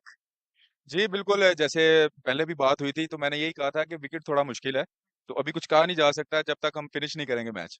तो ऐसा ही हुआ कि थोड़ा-सा प्रेशर आया टीम पे, आखिरी विकेट पे हमने 73 चेज़ किया है, तो थोड़ा मुश्किल था लेकिन ये इससे भी हम कुछ सीखेंगे, अगला मैच फाइनल के लिए प्रिपरेशन करेंगे और अच्छा खेलने की कोशिश करेंगे। हाँ, जो पहले इनिंग्स की बात करें तो बॉलिंग परफॉर्मेंस काफी एक्स्ट्राऑर्डिनरी थी, क्योंकि 72 पर रिस्ट्रिक्ट करना हमने देखा तो काफी अच्छा टोटल था. उन्होंने जो 100 रन्स बनाए तो बहुत मुश्किल होता है बैट्समैन के लिए. जी, बिल्कुल इस विकेट पे जैसी ये विकेट थी ना, बॉल ग्रिप भी हो रहा था और नए बॉल के साथ खेलना थोड़ा मुश्किल था बैट्समैनों के लिए और ये हमारे लिए अच्छा साइन था कि हमने 72 पे उन्हें आउट किया। अगर थोड़े से रन ज़्यादा होते तो वो मे बी जैसे अभी सिचुएशन थी मैच की तो मुश्किल हो जाता हमारे लिए भी। तो ये हमारे लिए भी अच्छा साइन है एज़ ए टीम और सब लड़कों ने एफर्ट की और एंड पे जैसे ज़िया ने फिनिश किया हुआ तो उसके लिए तो 100 में 100 हो गए उसे। उस मोमेंट में डगआउट में क्या था, 4 रन्स चाहिए थे, लास्ट विकेट था, जिया जा रहा था, तो क्या था? टू बी ऑनेस्ट अगर तो सही पूछे तो यही था कि मतलब कि आखिरी विकेट है, 4 कुछ भी हो सकता है और जैसे आउट हो रहे थे हमारे 2 लेकिन उसने प्रेशर हैंडल किया और बहुत अच्छा शॉट मारा और मैच को फिनिश किया। ये तो आप वापस से फाइनल्स में आ चुके हो, तो अब क्या प्लान होगा आज के लिए? आज तो जाके अभी तो मैं ज़ाहिर बात है रेस्ट करेंगे और कल फाइनल है तो कल आके देखेंगे ग्राउंड विकेट बिहेवियर और जो भी होगा इंशाल्लाह उसी हिसाब से कुछ करेंगे। चलो, all the best for tomorrow. Rest up. Very much thank you. So the Kingsmen are our first finalists. Next up, we have the Knight Riders versus the Clarion County Eagles.